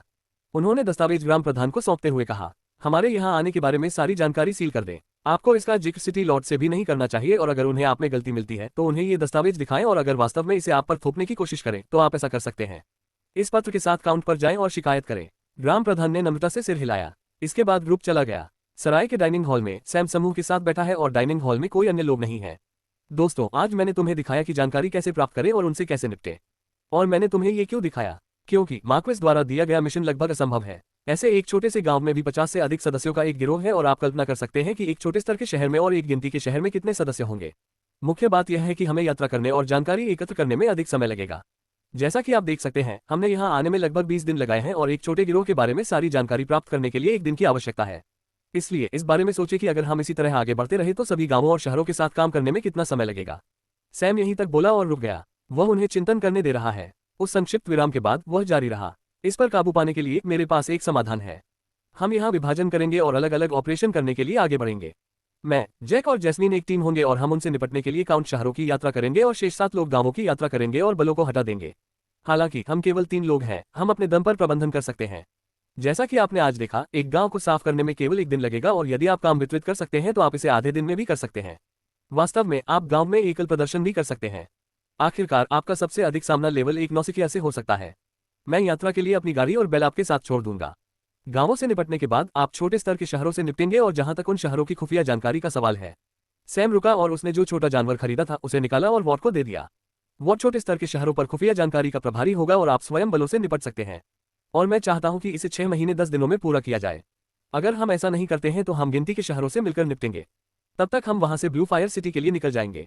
उसने वॉट की ओर देखा और कहा, आप जानते हैं कि उनका सही उपयोग कैसे करना है। मैंने उनमें से 5 को छोड़ दिया, ठीक वैसे ही जैसे मैंने फाल्कन क्लिफ शहर में किया था। वॉट तुरंत समझ गया कि उसका क्या मतलब है और उसने जानवर की थैली को ध्यान से रख लिया। जैक के अलावा किसी को समझ नहीं आया कि सैम का मतलब क्या था। वह थोड़ा आश्चर्यचकित है कि सैम ने उनमें से 5 दे दिए। सैम ने थोड़ा सोचा और कहा, मैं आपके साथ ईमानदार रहूंगा। मुझे लगने लगा है कि आप लोग मुझ पर बहुत अधिक निर्भर हो रहे हैं। फिर भी यदि आप थोड़ा भी नाराज हैं तो अपने कार्यों से मुझे अन्यथा साबित करें। आप मुझसे कॉगर शहर में मिल सकते हैं कार्य पूरा करने के बाद। फिलिप उसके पास आया और फुसफुसाया, क्या आप चाहते हैं कि मैं आप लोगों के साथ चलूं? आपके पास मानव शक्ति की कमी है। कोई जरूरत नहीं, मुझे लगता है कि अगर आप उनके साथ हैं तो ये बेहतर है। मैं नहीं चाहता कि कोई अप्रत्याशित चीजें घटित हों और केवल आप ही हैं जिनके पास इसे संभालने के लिए पर्याप्त बुद्धि है। जहां तक गिनती के शहरों की बात है, यह अधिक जटिल है और मैं आपको सच बताने से नहीं डरता। यह मेरे लिए पहली बार नहीं है कि काउंट फाल्कन को जो मदद मिली है वह कोई और नहीं बल्कि मैं ही हूं। और फिर वह चला गया।